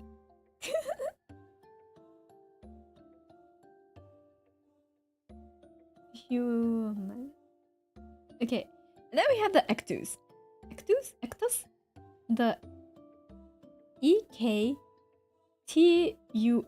The ectus is the fibrous cactoids from the Icterine East. The world forest robbed the ectus of the dunes and waterfalls of their ancestral home. Now, most now travel the seas, determined to prove themselves in a world that tried to snuff them out. Though ectus bodies come in a variety of shapes and sizes, they tend to stand head and shoulders above the next largest person in any given room. So they tall boys. But apparently, it's more that the world took over and there's no more sand dunes, there's no more deserts, there's no more oasis. So they're like, well, we lost our home. Guess we travel now. I remember looking at Mountain Dew sugar content, being shocked. Oh, don't tell me. I feel like it's gonna be ridiculously high. That's why gamers drink them. You know, you get that sugar high, I guess. Oh my god, not the Baja blasting, Jesus. All right, the go. Wait, the Gao. The Gau. Gao? The Gao are grown rather than born, cultivated with the warm darkness of fungal colonies before being sent out into the world when they come of age. Though each surviving colony has its own tradition and biological quirks, natural curiosity and a sense of adventure are common traits among all but the most conservative Gao. Oh, so they're the mushroom people.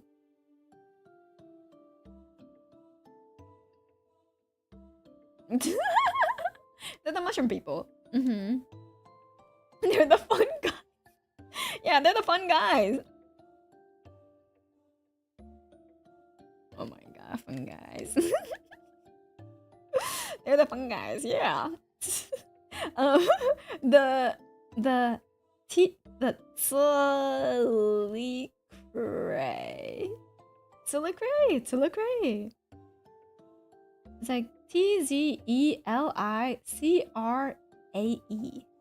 Each Silicrae is a hive mind of spiders. They're the spideys! They're the spideys!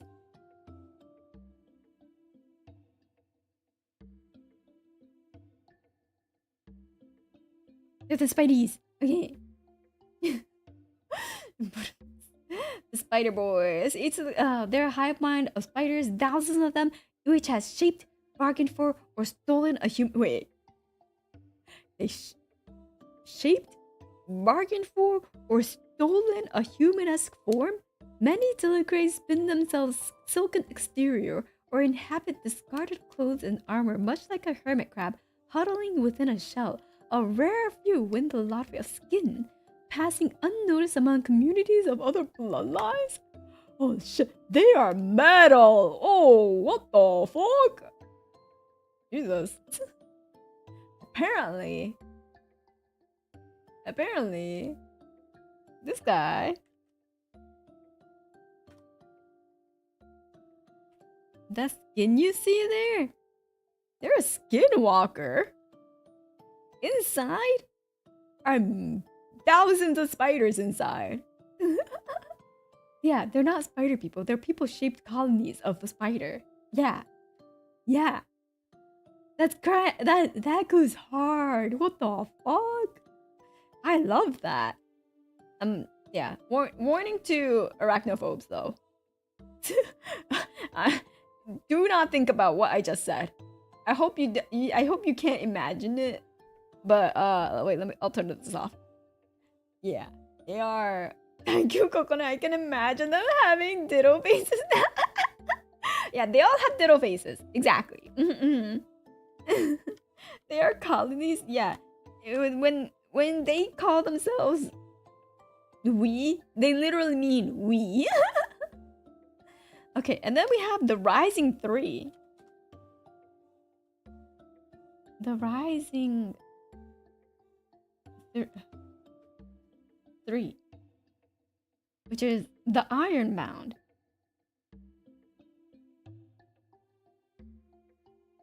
The souls of wrecked ships sometimes gather material from the shattered hulls around them, creating a body with which to escape the loneliness of the open waves. These flickering minds call themselves Ironbound, a reference to some of the strongest ships of the old salt seas, as legends tell it. Anyway, some mistake them for machines, but in truth, they're just as capable of learning in motion as any other ensouled being. So, the Ironbound are shipwreckages, but they have the spirit of like whatever sentient being. Yeah, actual metal people, metal ones. Metalheads. The metalhead. Yeah, exactly. It's a big metallic or like wooden, you know, depending on the shipwreckage, wooden metal guy that you see with like the spirit entombed within it. Yeah, so they're basically a giant Gundam. They're basically a spiritual Gundam. Yeah, the spiritual Gundam, spirit Gundam. There we go. And then we have the the Ketra. Ooh, this is like the squid guy. Like the ardent. The Ketra are descendants of a humanity long consigned to the churn of history. Unlike the ardent, they are trapped below the new wilds as a vertice tore across the world in mountain heart mines and industrial edifices large enough to withstand the questing roots.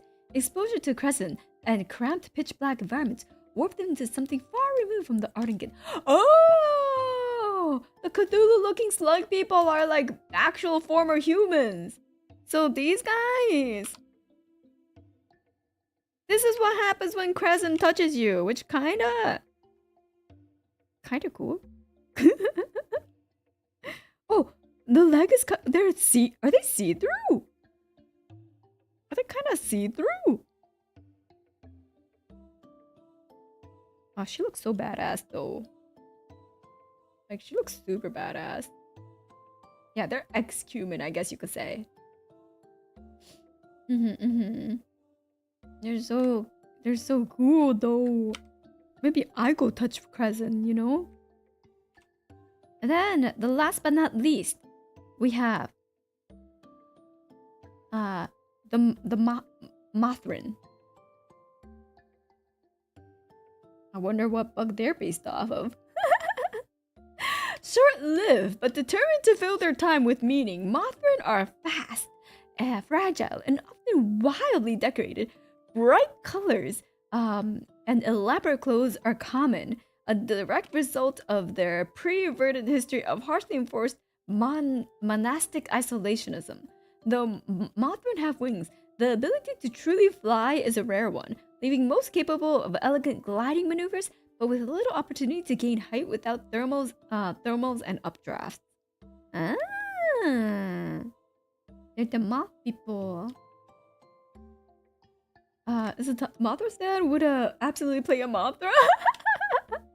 Yeah, you could be very like decorated and colorful and like do graceful glides as a Mothra.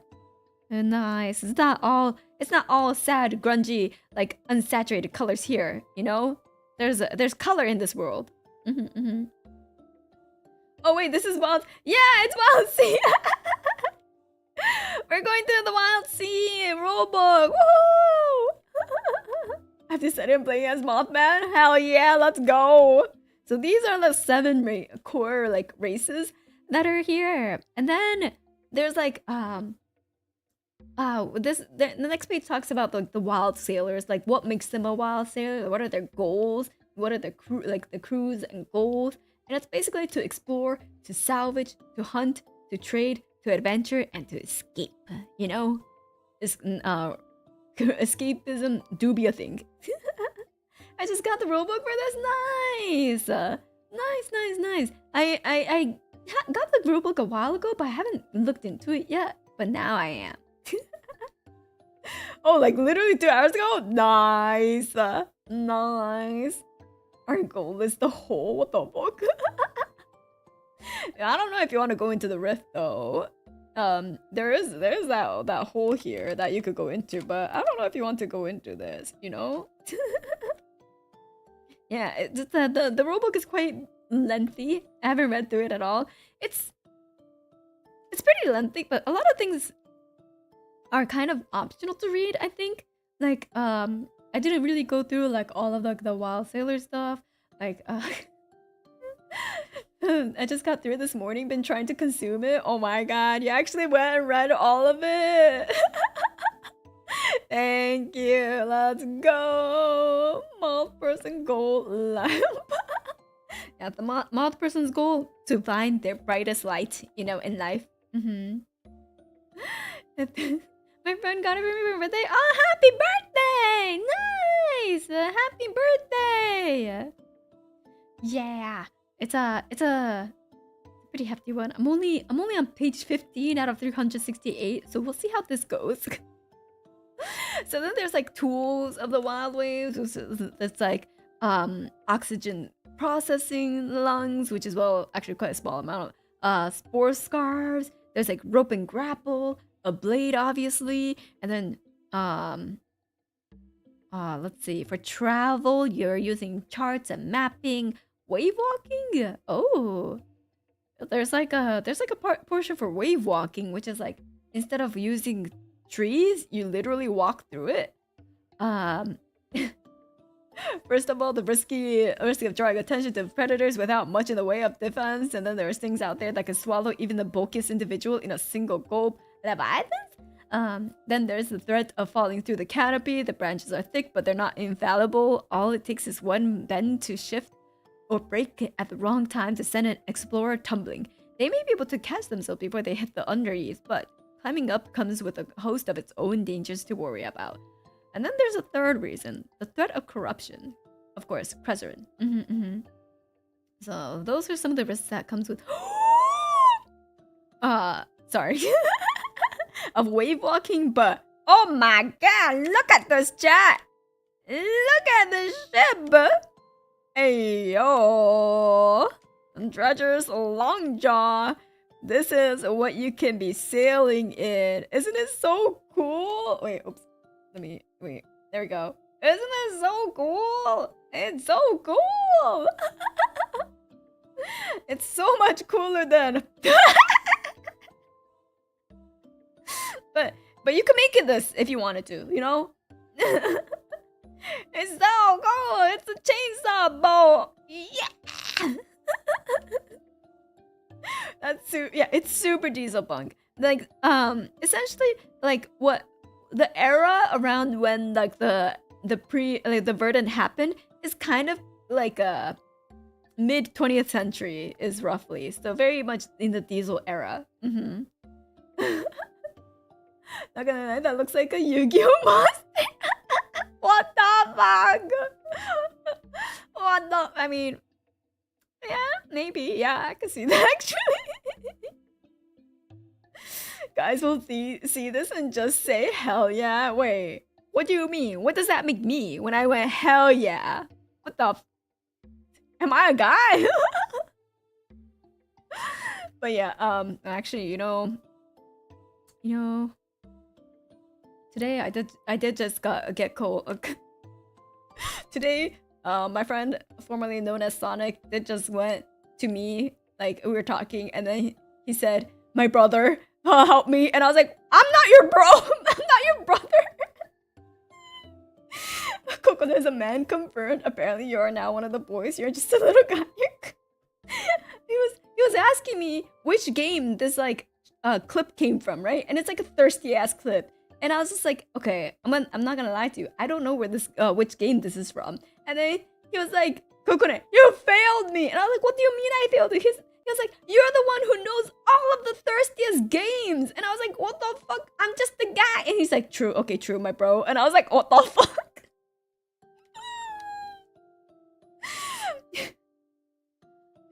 Kokone, my bro, the pro pass, what an honor. Oh no.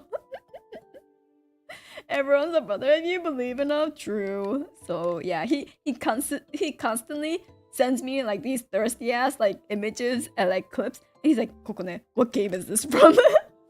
I'm just asking for a friend. And I was like, "Oh, that's this character from this game, or that's this character from this anime." So now I've just become his Google. I was just like, "Bro, there's Google, there's reverse image searching." He's like, "Yeah, but you're faster."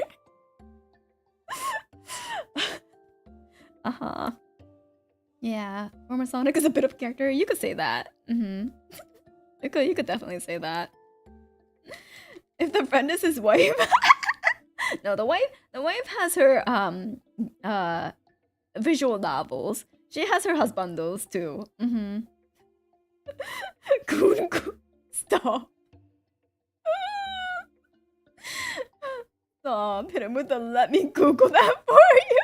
Sometimes I'm like, "Bro, just Google it." Or like the tweet itself will have the name of the character in it. I'm like, "Bro, you could just read the tweet." And he's like, "Oh, I was just looking at the boobs. Sorry, I missed it." I was like, read. Yeah. It's like, literally says the name, the series on the tweet. just like, oh, oops, totally missed that. And then yeah, I was like, you know, fair. The boobs are pretty. They're pretty noticeable. You know, true. Yeah, honestly, fair about it. Yeah, I can't really fault him for it. But also, I'm like, if you were curious, you could have just looked up. Understandable, it's hard to resist the gravity. He needs a bro set of one eye to see the big. Fuck. Yeah. What character was that though? Let's see. The latest ones. Wait. Oh, I don't have Discord up because I restarted my my computer. Hold up. The latest though, I have no idea. I don't know which. I don't know which series it's from. Actually, chat, you would know, right? You might know. Wait. Okay. Wait. Oh. Stop. Okay. Stop. Okay. I don't know what this game is. It looks familiar, but I'm like, I'll put it in the Discord. I'll put it in the members Discord, and then I'll censor it too, just in case. Just in case.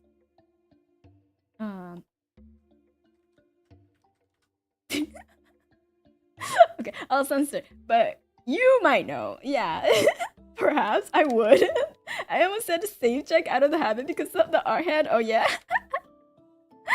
It's okay. Even if I don't save this, it's fine. It's all in the rulebook. We can help former Sonic too. Yeah. Depends on how recent. It looks really recent. It looks very recent. So, oh, Girls Frontline. Wait, Girls Frontline had a 2? Oh. Oh, okay. I will tell Sonic. Wait, hold on. Let's see. Wait, I'll do. Chat said it's the Girls Frontline 2. Wait, it's not naked. It's not naked. It's just very heavy fan service, shall we say, that you would not want to watch at work. Oh, their global server will release in December. I see. Oh wait, that's so cool. I just noticed that it's not a hand cam. Hey, let's go. We tricked another one. We got another one. Yeah, it's not a hand cam, but it looks. I purposely made it so that it looks exactly like a hand cam. So I'm happy when people notice it afterwards. Okay. Back to Wildsea. No more booba, okay? No more. Too late. Open network. Stop now. I'm sorry. No more booba. We're gonna go back to Wildseas, okay? More trees, more wholesome greenery, you know? No more booba. Anyways. Alright. So, apparently, obviously the dangers at the sea is Crezerin, right? But there's also spores. So, I guess you could get pretty high. And then seasons, which, the explosion of insects throughout the spring, the sweltering heat, and the violent storms of summer, and the rotten fogs of autumn. Oh, that's gonna be stanky. This world's gonna be stanky. Cause you know how like the female trees that bear fruit, they are not usually planted in cities because the fruits form and then they fall, right? And then they rot. So cities are like too lazy to like, well, it costs money to like clean it up every single time. Or so they'll stink up the place, you know? So all the trees planted in cities, men. And that's why pollen season is so bad.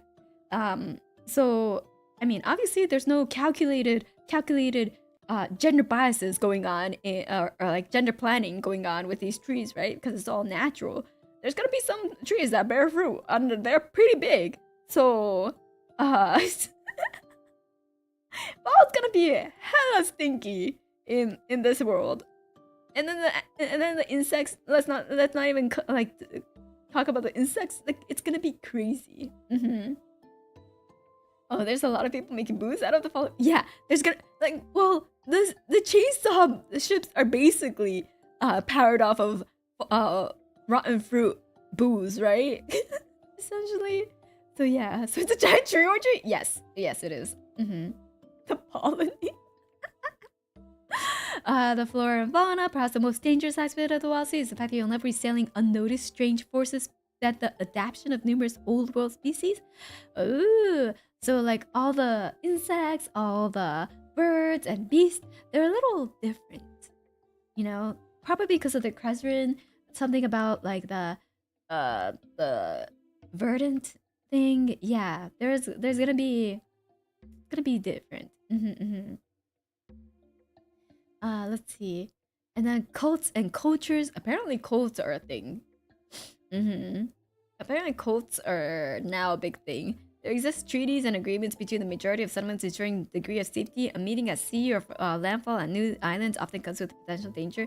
Cannibals, cultists, and pirates. Well, I mean, cultists are always a thing, but like, yeah. There's gonna be cannibals out there, apparently. So, better be safe. And then, weather and waves. Of course, the weather, it's high altitude, which means the weather changes on a dime. Like, weather up on the mountain, when people go mountaineering, apparently the weather is like super volatile. I don't know the actual science behind it or why or like how, but I did hear that's a thing. So because of the wind, I guess. But yeah, it means the winds are part of the life wherever you are. Storms are common and varied, coming with anything from lashings of lightning and rain to teeth of sizzling fat. Rays of teeth and sizzling fat. What the fuck? Even clear days come with their own dangers. The heat of the sun bringing creatures of the lower depths up to bask and leaving sailors slick with sweat, an enticing scent of many for the more predatory beasts. What the fuck? And the waves below are capricious as the skies. Bloom tides can catch ships and push them for miles on a wave. A crest of bloom. Root quakes reform the treetops topology as a great trunks that support the sea shift and settle. Semi-sentient rifts roll maws of threshing branches. So the plants can be semi-sentient. Roach rivers spill through leaves. Ew! You got roach rivers? What the fuck? Oh. And not of all. And then there's the mire. The mire is insidious, a slow degradation of thought and morale that reason. The slow degradation of thought and morale and reason that creeps up on you in the untamed places between ports. Most manageable manage it as best they can by seeking out wonders to match the horrors they witness, or by indulging in drink, drugs, and relaxation in the quieter moments. Those that fail to manage their mire sink further and further into their own cruelest natures, eventually reduced to little more than a beast of the waves themselves. Encountering a crew or even entire settlements fully immersed in their mires can be a harrowing experience. But one fact stands above all others. No matter how deep the mire, it can always be escaped. Oh, so it's like wild depression. I like this what the fuck forest world. Yeah, so basically, you know, because I guess you're so lacking in civilization of like the current or like the modern technology, you kind of, I guess the theory is that they kind of go back to beast mode, essentially. Flame. The fear of the fire is an undercurrent that runs through almost every community across the sea, and for good reason. Okay, so yeah. Foul stress on Wildsea, like Wildsea wood like a tide, a hungry primal force that's almost impossible to stop. An errant spark can result in destruction of miles of thrash and triangle, and a blaze can spread for days or even weeks without passing storm or the concerted effort of multiple settlements to throttle it.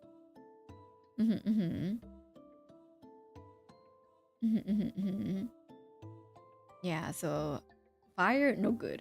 Yeah, actual return to monkey, yeah. Actually going back to Unga Bunga. Let's see. Civilization, there. Okay, we don't have to really go through the civilization. Oh yeah, the one interesting thing is that like you have to cook without fire, right? Because they're so scared of fire. So one of the things that they do is cooking without fire, a guide. Given that the unattended flame has the potential to start an all-consuming blaze, typical methods of frying or roasting are reserved for the extremely careless and the safety stone-bound. But Wildsea chefs are resourceful lot, so when dropping by a street stall for something hot, you might find it cooked by a way of engine heat. If you're going to run ships with dangerous machines, you might as well let their housing or exhaust serve a dual purpose. Chemical stove. Those closest to the closest a lot of places get to pre-V cooking methods. Chemical stoves produces heat and smoke without flame. Bonfire bug. A classic wild technique, bonfire bugs use a searing liquid for self-defense. Careful training can encourage them to hunker down under pots, slowly boiling whatever is inside. Excellent for soups? What the fuck? You're... You can train a bug to become a little portable stove, huh? Lightning strike. Rare, ineffective, and dangerous in an entirely different way. Storm frying is nevertheless surprisingly popular in certain ardent majority You're lightning cooking? Heating food with bug butts, Sasuga? Yeah. Wait. Storm frying? What the fuck? Wouldn't lightning, like, I don't know, cause a fire too? Oh. Okay, and then pitcher acid. Harvested from the guts of predatory plants, when mixed with salt, the digestive enzymes do a passable imitation of boiling whatever unfortunate foodstuffs are immersed in. Okay, it's like acid. It's acid cooking is a thing though. Like if you ever have like I forgot what it was called, but like fish that's cooked in lemon juice. It's technically cooked in acid, like lemon acid. So that is a thing. I guess it's just a bit more of an extreme version with the guts of a predatory plant, you know. Yeah, ceviche. Yeah, it's like ceviche, I guess. Just more, I guess, gutsy, microbial cooking, I guess you could say. Uh-huh. Gives it that lightningy flavor. Uh-huh. Damn. Oh, the rarest of delicacies is a flame-cooked meal. Roasted wolf flank dusted with mountain sauce, salt, fresh fried mushrooms, warm oven-baked bread. These are the foods sailors dream about when they're idle on watch. Couple that with a glass of pure water, untouched by crescent or the storage barrel, and you've got, something that even an ironbound will salivate over. Interesting. Standard drinks for most, some swear by coffee or tea despite the hassle of heating them up, and the fresh herb, boil, or bitter. Yeah, it seems like, because water is literally laced with crescent, they have to either find a way to filter it or like just drink, you know, booze as they did. Yeah. It seems like the most, like the uncontaminated fresh water is a rarity, so they drink ale, wine, and mead. Milk is also drunk, and then blood, tree sap, and beast oils are all available at moist junctions, though they're something of an acquired taste apparently. Blood, tree sap, and beast oils. I don't know if those would hydrate you though. I mean, maybe, yeah, blood, but like tree sap and beast oil, would that hydrate you?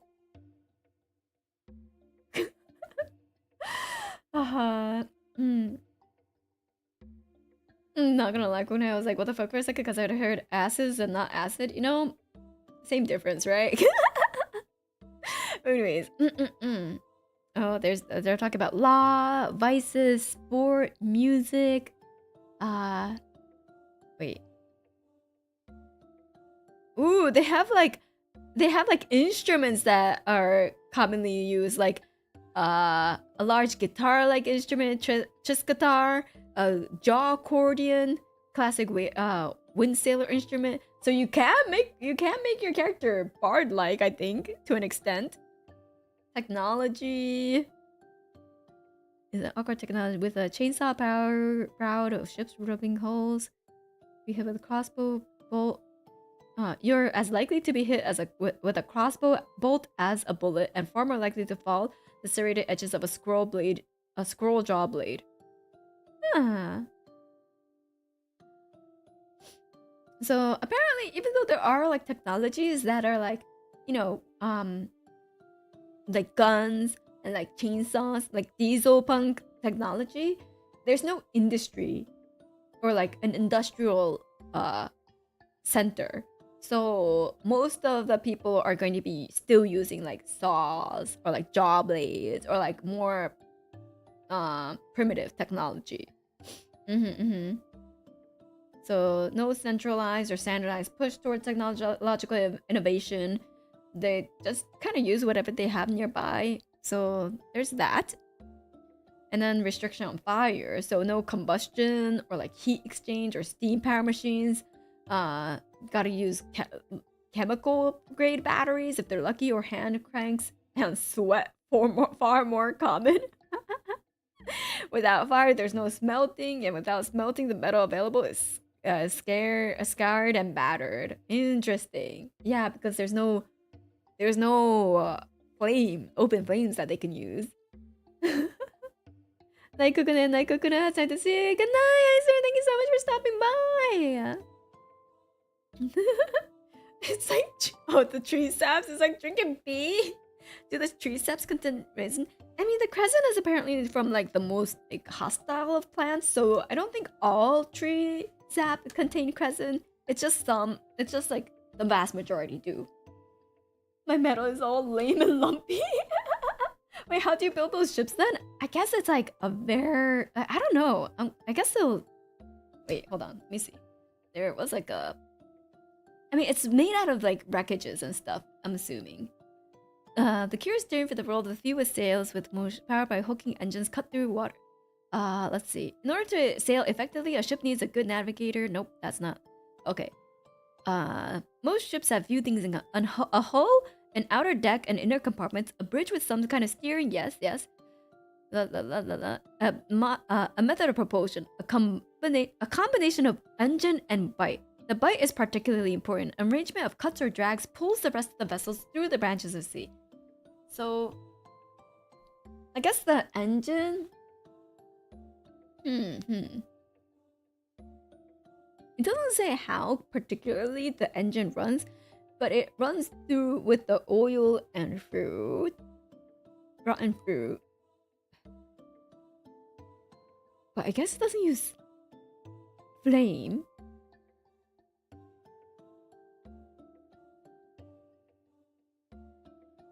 But yeah, if the ships can be in tech complex, it should be techno. Yeah, there are guns. So there are guns. It's just that like there's no mass producer of ammo, for example. Like people could, you know, monkey wrench an engine, for example. But they can't mass produce all ammo, you know, because that requires manufacturing. Instead of like kind of like making an engine with what you have. I guess it's like, in theory, it would be easier to make one engine with a group than for a person to make ammo that's like very precise for a gun to shoot, unless they're making a living out of it, you know, because that requires an artisan skill, I guess. Fire is taboo, but engines and guns are too useful to ban. Yeah, I think that too. I mean, sparks and engines would be contained, so it should be fine. Yeah, because the engine would be in like from like the picture, the engine is like the furthest from like the branches that would be there. So yeah, there's no industry, but there's still construction. Exactly. It could be compressed air guns. Could be. Oh, let's see. Oh, there's a place for common technology.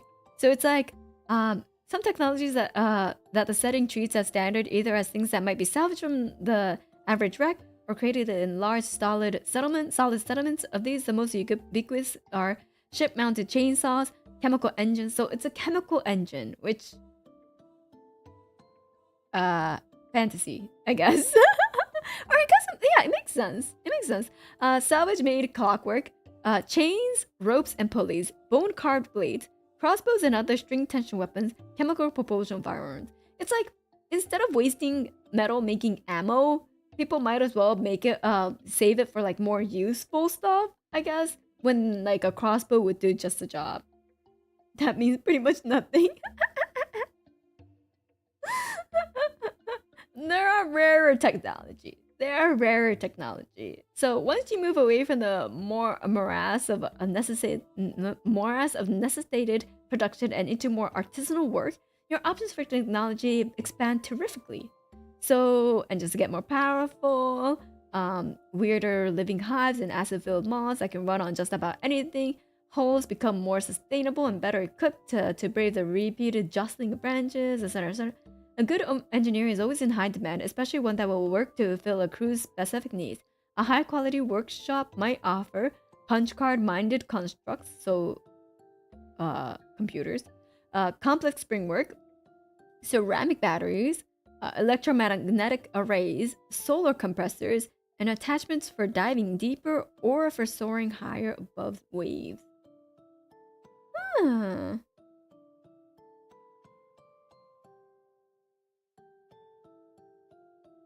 If your group prefers a setting without the roar of chainsaws and the bursting of chemical compressants, there's always an option to scale back and go for a grittier, sweatier world.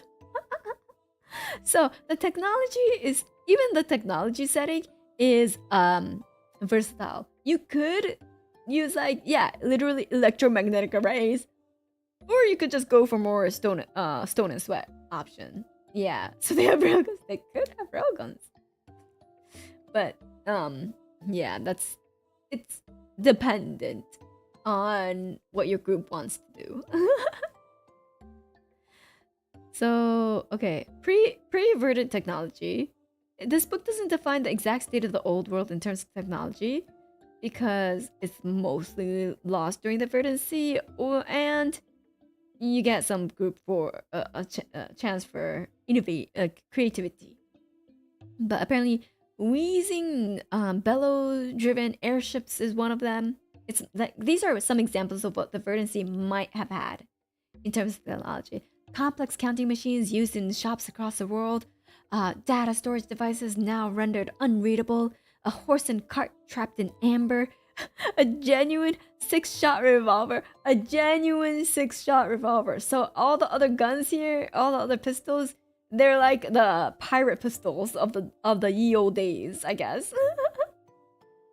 Let's see. A network of pipes and ceramic-lined tunnels, a weather station brimming with rusted mechanical servitors, a train terminal, its tracks now sheared off by shifting branches, a stagger saint, an engine of unwavering religious servitude. Post-apocalypse society is said to have a very wide tech range depending on what the salvaged or reverse engineered. Exactly. It gives more flexibility, creativity. Yeah, one group might have bows and arrows, another may have arc cannons. They won the technology jackpot of salvaging old tech. Let's see. Oh, okay, with spirituality, religion, no gods, no ghosts option. So like, there are like, there's a strong spiritual presence in the Wildsea, like lots of ghosts, lots of like you know, spiritual stuff. So that's why cults are pretty big, you know, like ooh.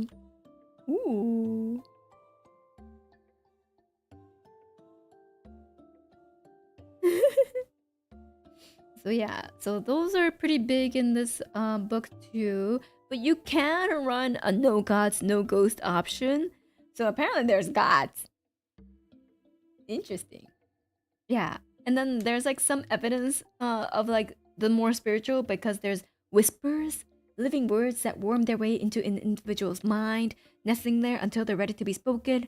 These whispers are regarded by many as words with souls, by some as narrative parasites, and others as cryptic expressions of ancient stories that predate the rustling waves.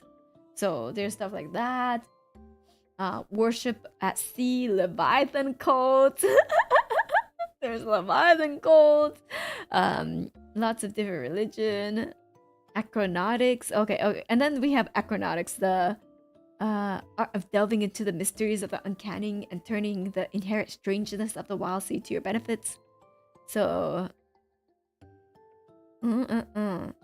okay. So it's like a whole profession to be an acronaut. Arconaut.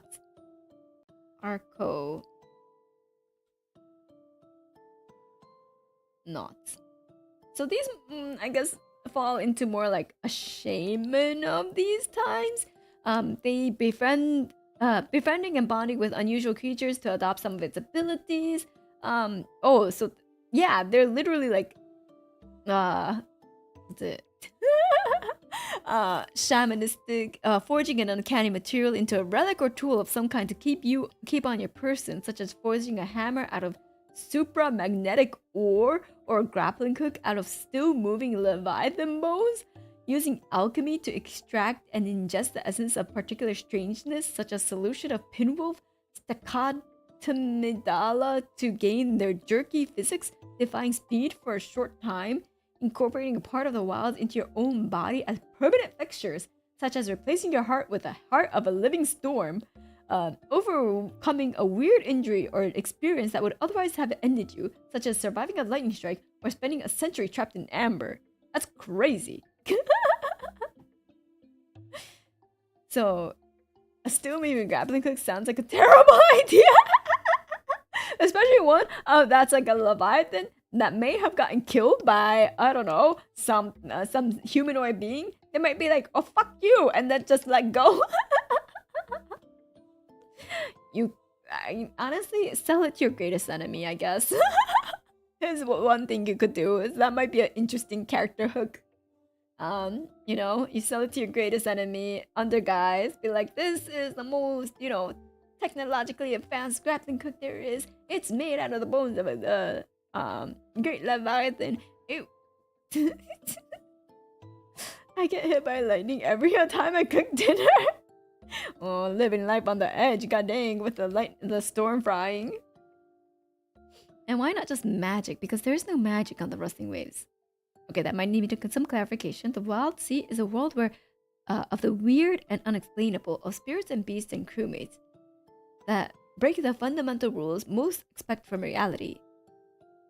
There's no spells to learn. There's no conjurations of matter from empty air.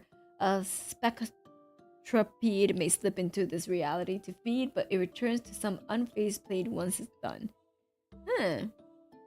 So there's fantasy occurrences happening, but we just don't want to call them spells or magic. Magic is no. Residents of this, planet may call it magic. They could call it magic, but as the players, as a GM, we don't call it magic. We don't call them spells.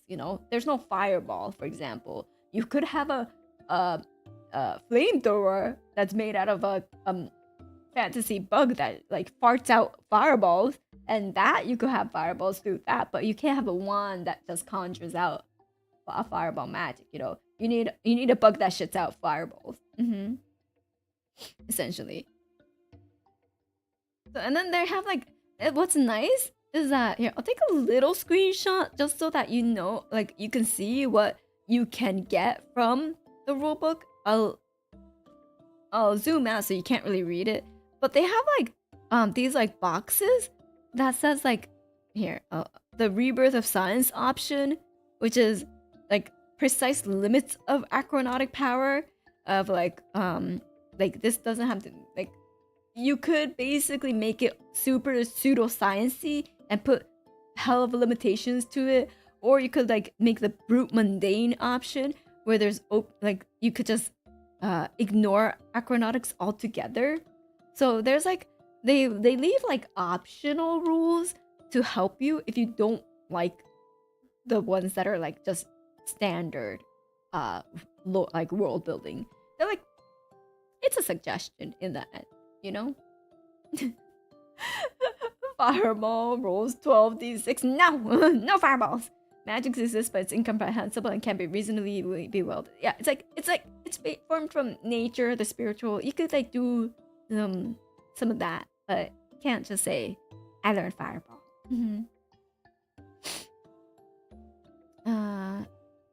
The Wild Lord Engine, a Firefly. One of your group needs to take on the role of Game Master. Oh, but that's me. To threaten the crew. The GM is referred to. Oh, I'm a Firefly! I'm the Firefly! Okay, so the GM of the Wildsea is called a Firefly. We're like little nappies. And then we need a set of dice, a character sheet, a crew sheet. Okay. Ooh, the character sheet example. I'll show.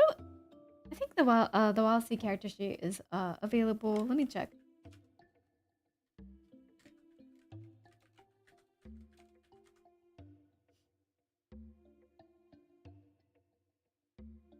Oh, there's like a. Wait, is this? Oh wait, no, it's not affiliated. Okay. I was there was like a there's a pre. Okay. I'm gonna show pre-generated characters, pre-gen characters. So these are given out for free by Myth. So this is like a pre-filled out sheet. So this is like an example of a character sheet. And you have like how to play, to roll, to skill up to 3 like edge. 1d6 skill up to 3d6, and then advantage up to 2d6 results. And then the thing with like the Wildsea is interesting because the rolling is pretty unique, I would say. So essentially you get dots. You get dice, right? And then like you roll, for example, you have an advantage, you roll a 2d6, and essentially pretend you got like a 1 for the first one, and then you got like a 6 or like a 5 for this one, right? So you roll a 1 and a 5. You don't count these two together, you count the highest number and base it off of that. So then you got a conflict instead of a triumph. A triumph is a like undeniable success. So then if you have a skill, if you have 3 chances to roll a 6 or at least 5 or 4, right? So that's what you're trying to aim for. And then when you have a disadvantage or like a difficult check, instead of like reducing the dice from the get-go, what happens is you like, for example, pretend you roll like 3 dices, right? And this one you got like a 6, and you're like, fuck yeah, I got a success, right? But when it's a difficulty check, and when there's like a difficulty check or like a disadvantage or something, you start Xing out the highest roll. So you take a dice away after the roll's been done instead of before the roll has been done. So it's way more punishing, which is interesting. And like unless you have like 3 6s in a row, in which case you're like, yeah, fine, it's all good. But that's like a very interesting part, like ruling for the dice rolls. Yeah. And then you have the background, name, player, blah blah blah, and milestones, major, minor, drives, solve problems in ardent settlements, aid rootless ships and colonies, survive a Leviathan plant encounter. Bro, that's a nice drive. Oof, that sounds painful. Yeah, so you really don't want like disadvantage or anything. Yeah, the idea with disadvantage is supposed to be a bad thing. Yes, so so you gotta roll high multiple times at once. Exactly. Myers, the call of the under eve grow strong, outsiders are difficult to trust, and insects seek your skin. So I guess these are like the insanities. Like for Call of Cthulhu, you get like insanities. The Myers would be like this, but like you have set ones, and then maybe one of them gets triggered if you have like if you get stressed enough or something. I don't know what edges are. Ooh, languages. Low sour chthonic. Oh my god.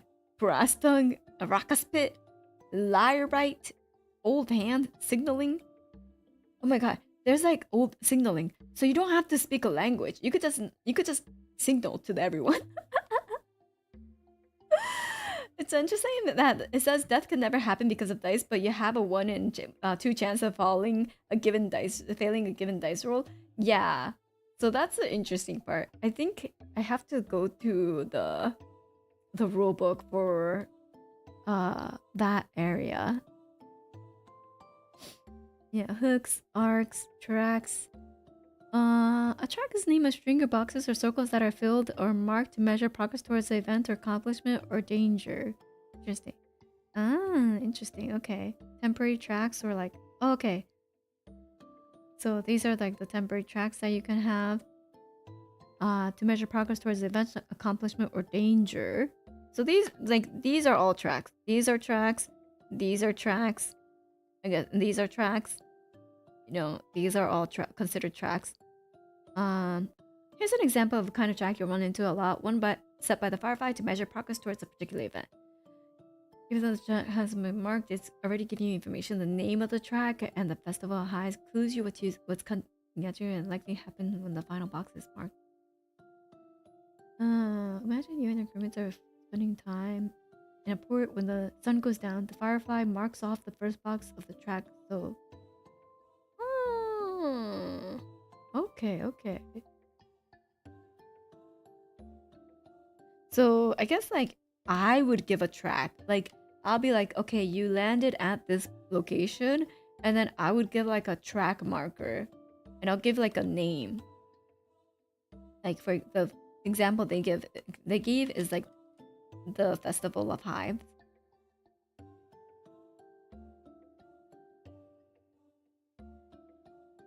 And then like, for example, when the sun goes down, like you go through the whole settlement, and when the sun goes down, I tick it off. But you don't know anything besides the name and like how many markers there are and when I tick off like the boxes. Now you have your next bit of information. When the sun goes down, the track gets marked. You most likely have 2 days left until the festival begins. And sure enough, when the sun goes down on your 3rd day in port, the Firefly marks the last box, filling the track completely. Bees swarm the rooftops and the streets with honey and laughter. The festival of hives have begun. So it's a clock. It's a clock, basically, of when an event is going to happen. Most of the tracks you'll come across will already have names, either taken from the pages of this book or made up by the Firefly as they reveal a new track to the table. If you get the chance to name a track, try to go for something that makes sense at a glance. It's easy. The easier it is to understand, the better it is at conveying information. Okay. The Festival of Hives, also known as me when I eat too much shellfish. No! Not the shellfish allergy. Clearing checks. Marks are... okay. A bird is a special kind of mark that can't be cleared without expending a considerable extra effort, representing by putting a cross through whichever box is burned rather than the usual line, like so. Okay. So, like, for example... If you have like, say, I don't know, like Leviathan bite. Like you're exploring, right? Exploring. I don't know, exploring the rift, for example. You go down exploring the rift, and then you get on the first day you get bitten by a Leviathan. It becomes an X. It's usually going through the first day without lasting effects, you'll get like this little cross. But if you get bitten by a Leviathan, you'll have a lasting effect on you as a person because you probably lost an arm, for example. So, a situation where something has a serious impact on the track, you'll be able to mark more than one box. Perhaps your crew has a track running to investigate the circumstances of a portside murder, finding evidence or a successful witness interview will most likely mark 1 box. But having a spiritually inclined crewmate summon of the spirit of the deceased for direct questioning would have a lot more of an impact, marking more boxes than usual and shortening the investigation considerably. Ah, okay. That's pretty cool. So like, instead of the players having to guess how far they are along in like their whatever they're trying to do, the GM will give them pretty like helpful, like I guess, tips on like how much they've progressed in that track.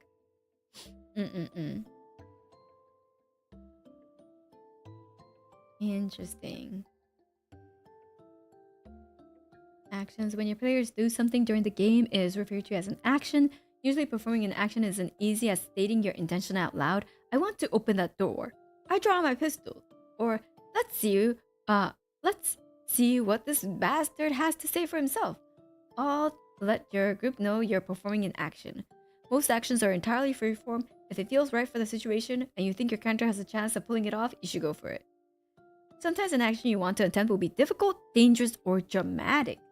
In these cases, the firefighter may ask for an action roll, a roll of dice to determine whether your action results in triumph, conflict, or disaster, and whether there were any unexpected narrative twists. The specifics of these outcomes are on the next page, while the rest of this section details how to roll and read your dice. Okay. So, building dice pool. So, to build your dice pool, actions are rolled with between 1 and 6 d6s. Oh, okay. So these are all like essentially total. You don't have to just roll edge. Like if you have edge, right? If you have skill, if you have advantage, they all add up to 66. Up to 66. So it's the cumulative that you have here. So you get 1 for the edge. Edge skills and languages are found in your character sheet, representing the ways you most effectively tackle problems. If one of your edges is appropriate for the action, it adds 1d6. And if your skills or language is appropriate, it adds d6s equal to its rank. You can only gain the benefit of 1 edge or 1 skill or language per action roll. So it's like any of these. Action, skill, and language. So, for example, if you want to like, talk to someone and perhaps, charm them, instead of like hacking won't do anything, right? Harvest, I don't think it does anything. Sense, maybe. Vault, Waylock, ain't gonna do shit. Grace, yeah, I think would fit really well. But if they're talking in low sour, you might as well go for the low sour because that's 3, right? So you can only gain a benefit for 1 edge and 1 skill or 1 language. So that's the language. So you get 3 d6 from the language. And then grace, you get 1 d6. Sway, there's 0. Yeah. So then it's like you get an advantage is anything you can use from your possession or situation that works in your favor. This might be a piece of environment, a resource, or aspect of your character, such as trait or piece of gear, or even a helpful crewmate. If you have an advantage that helps you with the action, it usually adds 1d6. But if you have many different sources of advantage, the firefighter may raise this to 2d6. Yeah. So then you're basically describing your action, describing what skill and edge you want to use. I'm guessing the edges is one on its own, but out of the skills and languages, it's this is the second part gets counted because you can't have both a skill and language on top of the edge. Yeah, but the edge seems to be added no matter what, so you can choose at least 1 edge and then skill or language. From what it looks like, and then the results. Triumph, a complete success with no drawbacks. If you're affecting a track, this lets you mark or clear a box. Conflict, still a success, but with a drawback of some kind, such as taking damage or losing a resource. If you're affecting a track, this usually still lets you mark or clear a box. So this is technically a success. Yeah. Yeah, so it's like 0 to 1d6 plus 0 to 3d6 2 and then plus 0 to 2d6 from the looks of it. Yeah. Half-Orc crewmate has the same vibe as improvised weapon in the party room. Yeah, so if you had nothing that's helpful for this, you might as well ask a friend for help. At least you get 1d6 maybe.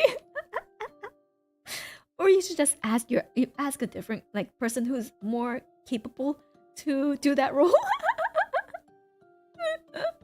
You know? Yeah, we love technically, yeah. But then once you get to 3, 2, and 1, it's a disaster. A failure that also introduces a narrative complication or drawback of some kind. If you're affecting a check, this usually doesn't let you mark or clear it. So that's womp womp womp womp womp womp. A failure. F. Conflict. It's like yeah, it's like B to C, right? Or C to B, I guess. C to B. Yeah, technically you you passed. But if you bring a C to your parents, you might still get a reprimanding, but you still technically passed, you know? And then this is the A plus. A. And then now this is the fun part. This is one of the main reasons why I was like, I usually don't do long format tabletop RPGs, but this one, it seems like it's such a good streaming RPG because the twist and it's like doubles. So when you roll, like for example 3d6, you roll a 1, 6, 6, you have a double. There's a little twist to it, even though you're a complete success with no drawbacks.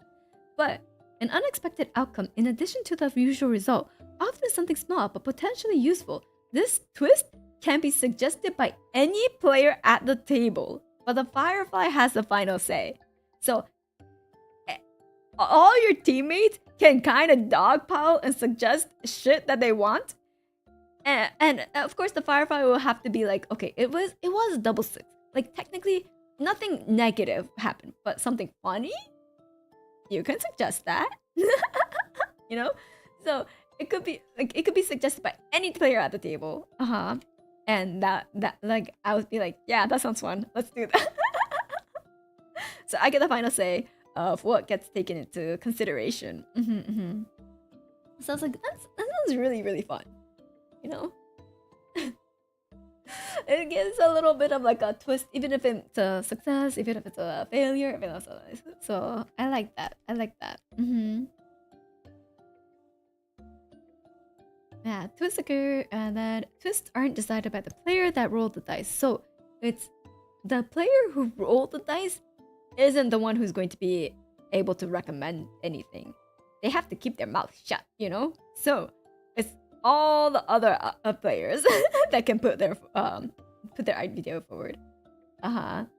Cooperative storytelling is always fun, right? It sounds fun, right? I feel like, especially with like VTubers, I feel like they could get really creative with that. Like VTubers are content creators. They're just naturally creative and like wild. So I think it'll be super fun. It's still success or failure, but with a little extra. Yeah, it's a little extra spice, you know, a little extra zing to whatever the result may have been. It's easier to set out what a twist can't do than what it can. Though some twists have explicit mechanical benefits, such as a twist rolled while defending, allowing a counterattack. Oh, okay, twist rolled while defending, allowing a counterattack. Most are purely narrative experience. They allow players to step into the Firefly world for a moment and contribute their ideas to the wider story. Because of the flexibility they offer, it's really up to your table to determine whether a twist should be too powerful in a given situation. But here are a few hard rules you should stick to. Twists should never invalidate or override the result of the roll that caused them. Yeah. So a twist should never like invalidate like a success to be kind of a failure in some way or form, right? Force a player to accept something about their own character that they hadn't planned themselves. So in the example, like creating grandfather, yeah, so like creating a random, you know, familial relative just out of the blue for that person role playing that character, it's a little out of line, you know? Just more things that aren't like dictating the lore or backstory of a character it's not something that can negate a role, a success or failure role. Just something funny that may add to the character. And always, it's probably good to like check with the player, like, are you gonna be comfortable with that? You know, to success the monkey paw curls. Yes, it's the monkey paw curling. But yeah, so some hard roles just to avoid like people really trolling with people and, you know, damaging relationships. That's only for Isekai Wild Magic. Yes, that is only for the Isekai anime Wild Magic. That anything goes. Yeah, cutting a dice is represented by removing a number of results after the roll is made, starting with the highest. So cutting for difficulty. If your action you're attempting is particularly unlikely to succeed, the Firefly will ask you to cut for difficulty. Sometimes it means you're attempting a harder than average action, such as climbing onto the back of a rampaging beast versus climbing a wall. Sometimes that you're approaching a task in a way that makes it less likely to succeed, such as trying to pick a lock with a splinter of a bone rather than a normal lockpick. So yeah, usually if someone's going to be asking to do something and I'm like, that's gonna be hard, you're gonna have to take a cut, it's going to always be stated beforehand. Yeah.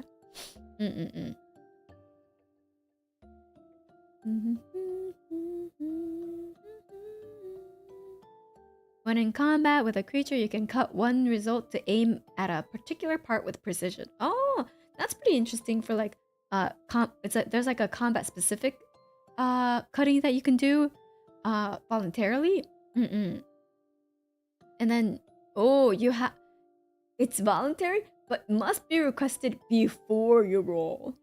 That's interesting. So like the person rolling has to be like, hey GM, I really want to take that like a shot into the eye and take out its eye. I'll take the cut for it. But if I still succeed, I want to be able to do exactly that. And then I'll be like, okay. Cutting for impact. If you want to achieve more than you'd usually be able to, you can cut one result for extra impact. Oh, interesting. So that's another thing that you can do request before you roll your dice, where you could be like, I want to, I don't know, let's see. There's like low impact, normal impact, high impact, and massive impact. Usually reserved for damage from ship-mounted armaments, and like an action with massive impact is terrifyingly potent. If you're marking a track, mark every box, and you're kicking a door that you might take part of with the. And if you're kicking a door, you might as well take the part of the wall with it itself, even if you didn't mean to. Okay, so there's 4 levels. So I guess you could take up to 4 dice away. Low impact, your action is weaker, having less effect on the world. This might reduce the number of boxes you mark or clear. Oh, so you could lower an impact, I guess? Most actions you take throughout the game will have normal impact with no... Okay, so high impact is cutting 1 dice, and then massive impact, I guess you could cut 2 dice or so.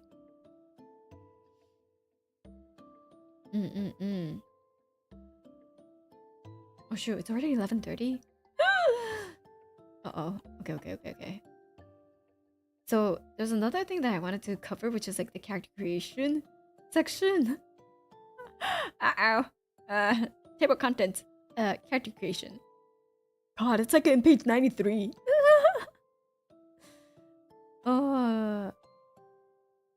Okay, so you get to choose out of like the bloodlines, right? You get to choose what race you want to be. So you could be like, hey, I want to be the Gao. I want to be a fungi, right? So there's those are some of the bloodlines you could choose, and then you could choose origins, which is kind of like the environment that you lived in before.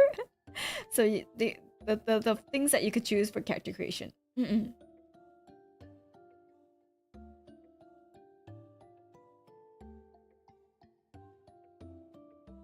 So bloodline,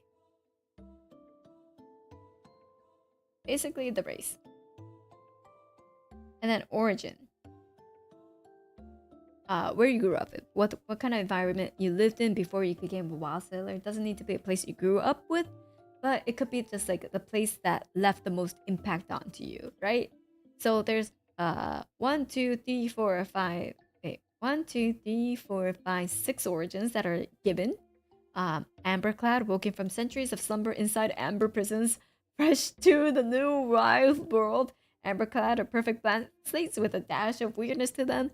Anchored to those lost to the waves but unable to rest. Their true origins superseded by spiritual energies. Anchored are spectral souls given solid form. So anchored would probably work well with the ironbound. Ridgebacks, raised on the mountaintop islands, battered and hardened by the elements. Ridgebacks are larger and much tougher than the average Wildsea denizen. Rootless, those born to the seafaring life on a ship cutting through the rusting waves. The rootless learn how to handle the dangers of the sea from a young age. Okay, so you're born on the sea, you're raised up on the sea, you grow up on the sea, you grow old on the sea. Shankling, those that spent their early lives in cities hanging from the boughs of tall shanks, the Wildsea largest trees. Shanklings usually have a devil-may-care attitude and a great head for height. Oh, that's so cool. It's like cities hanging from the tall shanks. Wait, that's such a cool world building where it's like there's like little floating like islands that they that are like kind of dangling from these tall shanks. Oh, that's so cool. The Spitborn, raised in the relative safety on an island or ruin caught up in the wild sea growth. Most Spitborn value trade, trust, and hospitality to strangers. So those are some of the origins. And then you got posts.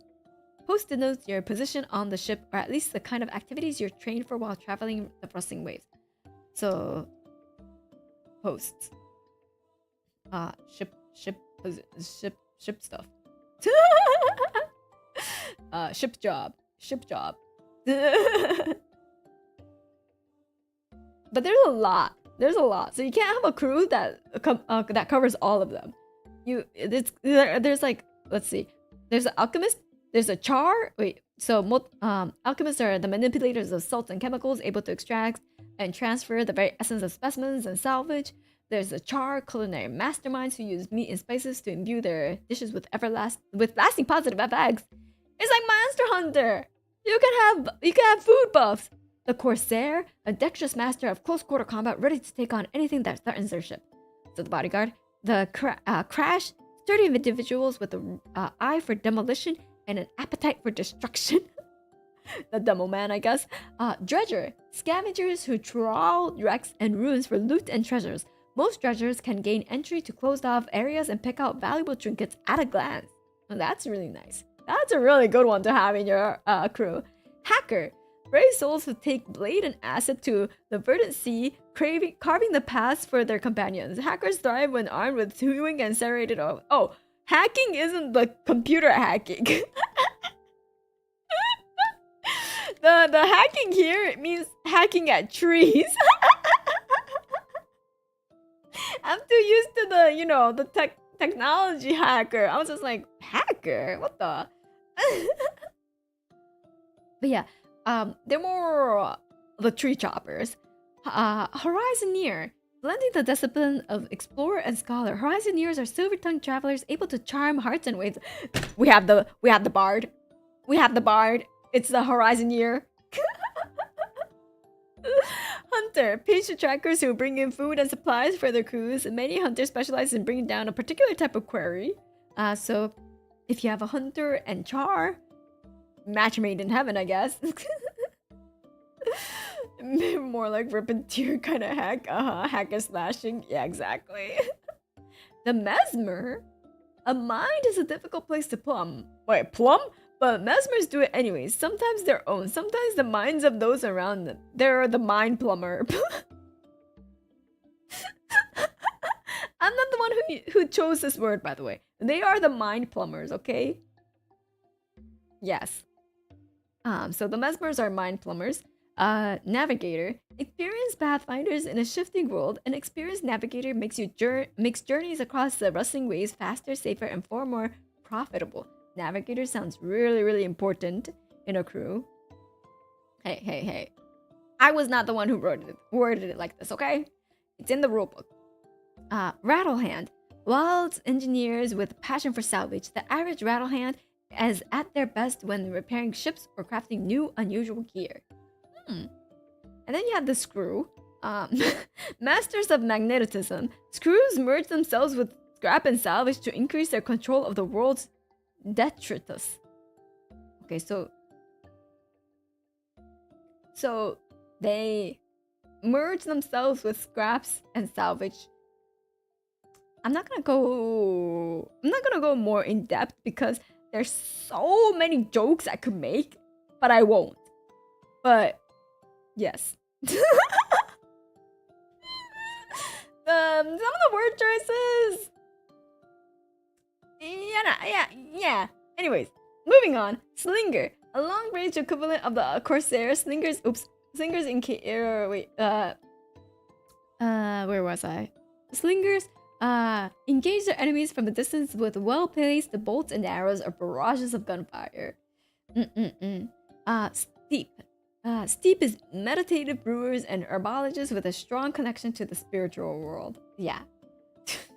So we have some alchemists, some steeps, like medical brewers, kind of cooking up some interesting concoctions. Surgeons combine the skills of portside doctors, combat medics, and psychologists into a single field. Crazy. Tempest. Oh wait, Tempest. Are we the Protoss? Those that have tasted the storm and come back changed, destructive dervishes of thunder and wait, they are the fucking Protoss Tempests! We have Tempest people! They could cast Storm!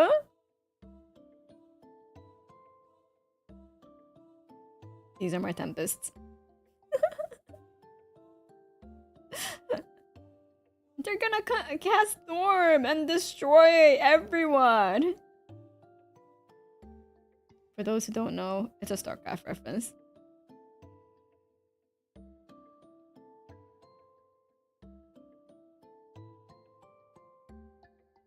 Anyways, word bearer.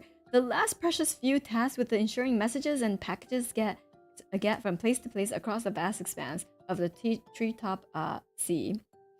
So I guess the messengers, yeah, word bearer. And then goes into so like each bloodline kind of has like aspects. So it makes your characters unique. So like each bloodline has like aspects that are kind of more akin to your bloodline. Like for example, the Ardent has like tough as nails, ghost sight, scimitar, machete, hand crossbow, ragged blanco, ancestral spirit, watch wolf, grizzled rattler. So these are some of the things to like make your characters unique, giving them ways to break the normal rules of Wildsea. They also act as fictional permissions to an extent to choose. So like it's kind of like a ghost. I have ghost sight. You can clearly see and easily communicate with spirits of the spectral realm. So it's kind of like flavor to your character that actually does work as like a. But I have ghost sight. I could talk to ghosts. You know, I don't have to cast talk with the dead or something. So yeah. So stuff like that. Like for example, the cactus people, they have towering as a trait that you can have, where it's like you stand head and shoulders above most others. You can iris blossom. You can see heat the way others see color. That's really cool. So, and then like for example, the fun guys, the mushroom, the cow, they have like luminous patches. They could shed light at will. They have bioluminescence. Yeah. Unfurling flare, a flexing mantle of myconic flesh that unfurls to increase your physical size. Treat conflicts as triumphs when intimidating smaller targets. Oh my god. You could literally puff your chest up and become bigger. You could actually puff your chest up and become bigger. So these all have like a 4 trait tracks that like these ones. So I'm not really sure like how exactly this works yet, but yeah, you'll be able to cross them off and stuff eventually, I guess. If you, but yeah, we'll get to that eventually. We're gonna speed run through some of these because I have to go to sleep.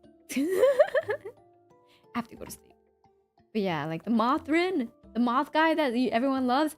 Dust and paper. Your form is slim, light, and deceptively difficult to land a solid hit on. Ooh, the agile type.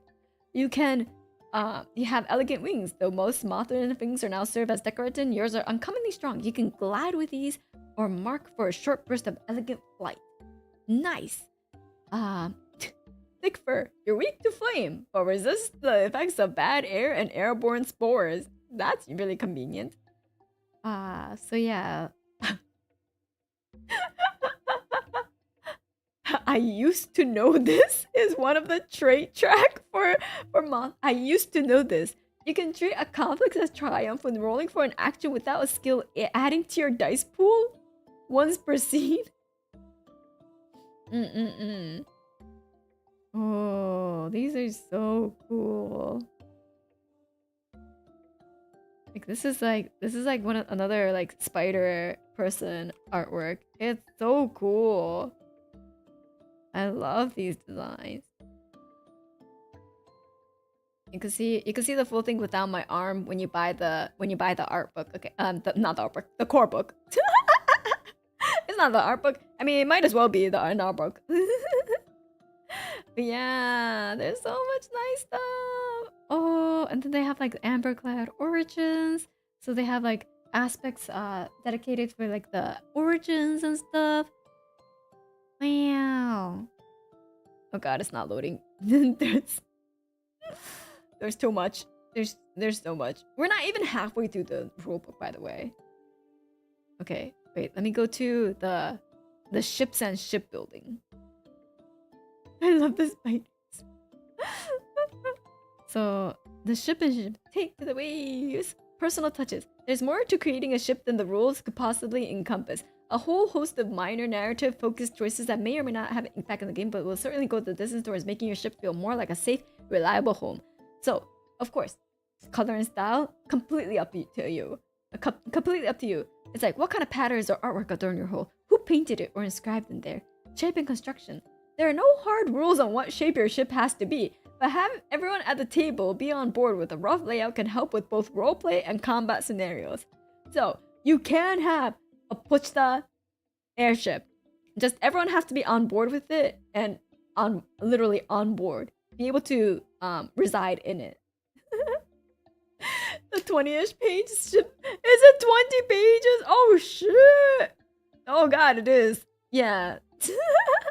Quarter decorations. Do you have your own little place on the ship, or do the crew sleep in a single room? What kind of personal effects do you keep in your quarters? What do they mean to you? You can have your own little quarter! Quirks. There isn't a ship on the rustling waves that hasn't developed some sort of non-threatening fault or particularity that refuses to go away no matter how many times the crew tries to fix it. That's kind of fun. And then history. So, literally, there's so much that you could do to like customize your ship or like as like a party that I think it will take at least one whole session for them to like kind of be like, okay, I want this, we want to do that, what about this? So I think that would be a session all on its own, you know? So I need to get like, for this, I feel like I need to get like a pretty dedicated group of people that want to play like multiple sessions, because I feel like just the character create, just the ship creating is a 3-hour session. You know? I feel like that alone is like a 2-3 hour session on its own. And then we get to like the actual session and with like scenes, like every scene being like a 2 to 3 hour session. So until they get to like they're resolving their goals. Yeah. Yeah, definitely need a session 0 for this. And it's gonna be a long session 0 too. Creating your ship. There are 3 stages to ship creation: deciding the design, adding fittings, and hiring undercrew. When choosing these, keep in mind that every character should have a place on the ship to call their own. Yeah. So for ship building, you have the design, the fittings, and the undercrew. So I guess these are like the people that do the, you know, grunt work. the crew, the NPCs. The NPCs. Officers, gangs, packs, you know, all sorts of array. But the design, we get the size. We get the frame. We get the hole. The bite, which is the chainsaw part, and then the engine.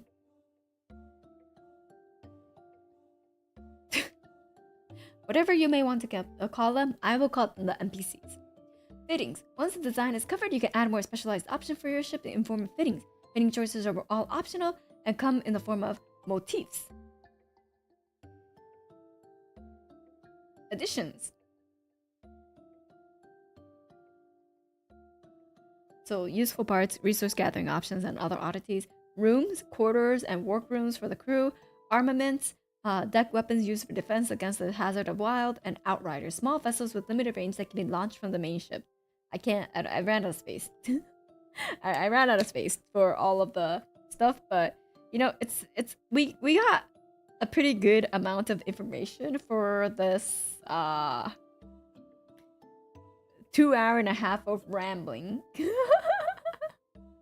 2.5 hours of rambling that we did here. And so hopefully this maybe gave you a good idea of whether you find this system interesting, maybe have piqued your interest. Are you all curious? Wait, actually I should do. Yeah, it's like a session -1. Did this interest you in Wildsea? I'm curious. Because like whenever I do like a learning tabletop RPG session, I'm like, I wonder if people it kind of motivates people to like want to try it, you know. Oh yeah, it's 3.5 hours actually, because like my first hour got nuked.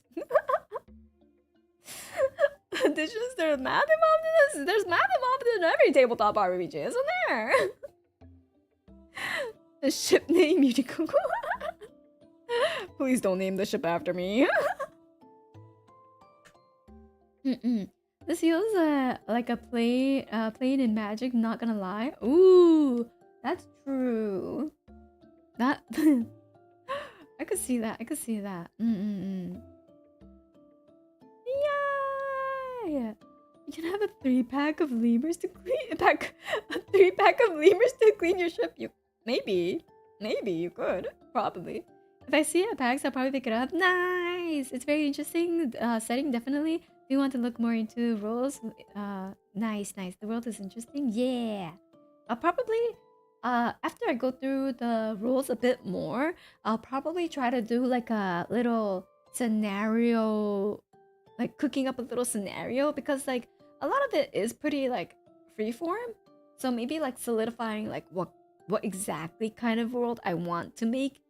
That way, if like the players are a little bit less experienced, I'll have something ready for them. I already named the Subnautica ship after you though. Oh shit!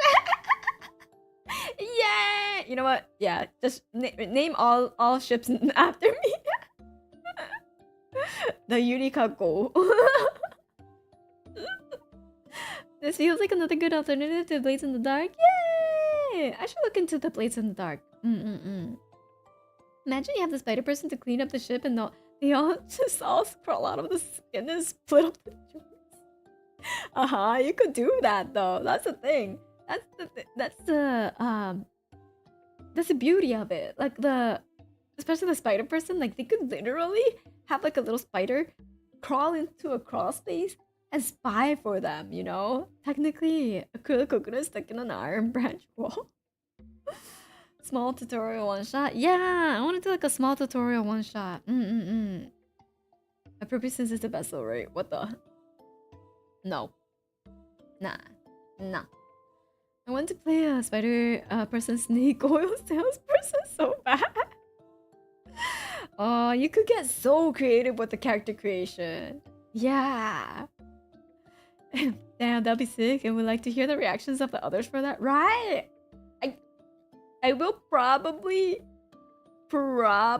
have to do like a trigger warning and like warn that people with arachnophobia probably can't play this system. I feel like anyone with like a fear of spiders will absolutely die with any mention of the spider people. Spider posing as a character posing as a human. It's a humanception. Yeah. Lands of the Evershade that's currently being crowdfunded. It's got something of an Elden Ring aesthetic, so I think you'll be interested. Interesting. I'll look into it, yeah. Spider person named Legion. Yes, we the Legion. It's like, oh yeah, your name is Legion, right? Yes, we the Legion.